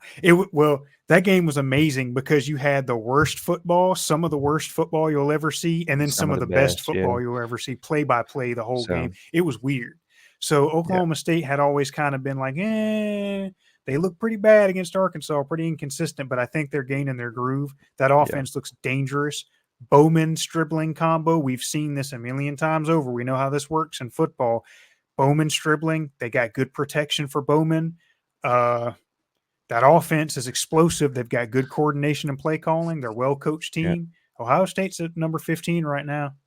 I'm feeling a little Oklahoma iffy about State, our 8 and 9 poor spots. Oklahoma State. They're if they got fans watching this, they're gonna hate you. That's the second time you've mistaken their name. What? You Did I said say Ohio Oklahoma? State. Did I say Ohio State? Yeah, Jackson said, but that's okay. bro, I'm gonna get a lot of hate mail. Yeah, you're a Okie hater, I bro. think I'm That's getting gonna be doxxed your right new now. thing. Yeah, getting doxxed by Oklahoma State fans right now. Well, oh, I'm getting doxxed. okay, all right. There's our Um, comedy skit for the day. look, I'll just say number 8 and number 9 is a toss up for me because I agree, if but if we're making the argument that because I want to go back to that because I think do you Ole want to Miss move? and I mean, I'm or okay with moving Missouri to number 8 because as I was talking about it, it made me realize again, Missouri is the only team with a Power 4 win. So yeah, and Mizzou they struggled against Boston College, but dropping them or at least putting Ole Miss above them because they had a tough game with Boston College. First of all, is doing a disservice to Boston College and their potential, but also, yes, that's a Power Four opponent. Ole Miss has not played one yeah, yet. So yeah, I think we're gonna make let's a lot of do it. Mizzou fans happy and piss off a lot of Ole Miss fans. But But I think that Mizzou, makes sense. I think Missouri deserves that 8 spot because they've just and honestly, the more you were talking about it, it's like sounds like Missouri's just a more balanced team, you know. Yeah, no, so that's what I'm saying. I made so this decision, and then I'm talking about it openly, and I'm like, huh, maybe Missouri is just the better choice yeah, over Ole so I Miss. had to But go back to that. so, because until I Ole think Miss this can is our really show final me some crazy defense, then. But this is our right. yeah, Ole Miss has got to play somebody, like you know yeah, what I mean, like and they because will. at this So point Mizzou has a better argument. So, but this is the final adjustment and update for the official Talk-Ons top 15. Get a good yeah, look at it. Take it in. yep. This is pretty much the end of the show too. We got everything Yeah, we we've need reached the going in end the of our next show. post Saturday cast. But once again, It, we went for 2 hours. But we definitely keep saying we're going to shorten it, and it will be shorter. we just have to We're learn working to on get it. in a better rhythm Yeah, and flow. But I mean, we also had to rag on a topic that we added a segment that's not yeah, for the post game shows. We put a segment in yeah. just So because of the nature and yeah, circumstances. we So probably won't have a state of the sport come Friday's show. So yeah, we'll probably skip the state of the sport come Friday. Yeah, with that being said, that's a good idea. Keep it yeah, more streamlined. Which Friday's show will be our picks and predictions for the yep. upcoming games, and Which honestly, with as maybe a much as we talk turnover on about clowns that, segment. as much as Say we what? talk about the predictions, you could probably get a good hour, good Yeah, 45 minutes in and that. maybe But turnover on clowns, yeah, like I was saying, if we can find a good example for that. But that just depends on if we, get some fuel. But yeah, for sure. because the segments are So probably going to be like floating. We're going to have like floating segments. We won't have always a state of the sport. Maybe we won't always have a turnover on clowns, and we may just do it like alternating. Like one episode will have turnover on clowns, one episode will have yeah, state of the sport, but not the other. So yeah, we're just still whatever figuring out how flows to get best for this the thing week. going. So, Yeah, we're trying to but find the flow, but we'll get it worked out. But this has been the second episode of the Talk-Ons, not on the hash anymore. So the Talk-On show with the Talk-Ons, your hosts Chase, aka today butt targeting, and Cam, aka the coldest to ever brew it. the coldest to ever brew it / Cam. I felt like I So needed to emphasize that because we never like explicitly denoted who was Cam and who was Chase. We just oh kept yeah, I'm one of Chase. us would That's just say Cam. Cam and Yeah, Chase. Yeah. yeah. So So Cam and yeah. Chase, close to Well, ham and cheese. yeah, Cam and Chase All right. sandwich. That's what we should have named Well, the podcast, bro. What are we doing? Cam and Chase sandwich. Dude, we suck. That's gross. But we're yeah, the more I think about it, maybe that wouldn't be a good idea. Anyways, Anyway, yeah. anybody out Well, there watching, thanks for tuning in to the Talk-On show. And we plan to see you have another back episode Friday when out we talk about our Friday. Yep. picks and predictions. Yep. All Hopefully we'll right. see you there. Well, yes, sir. This is the Thanks, coldest to guys. ever brew it and butt targeting And out. butt targeting. Bobo Ball.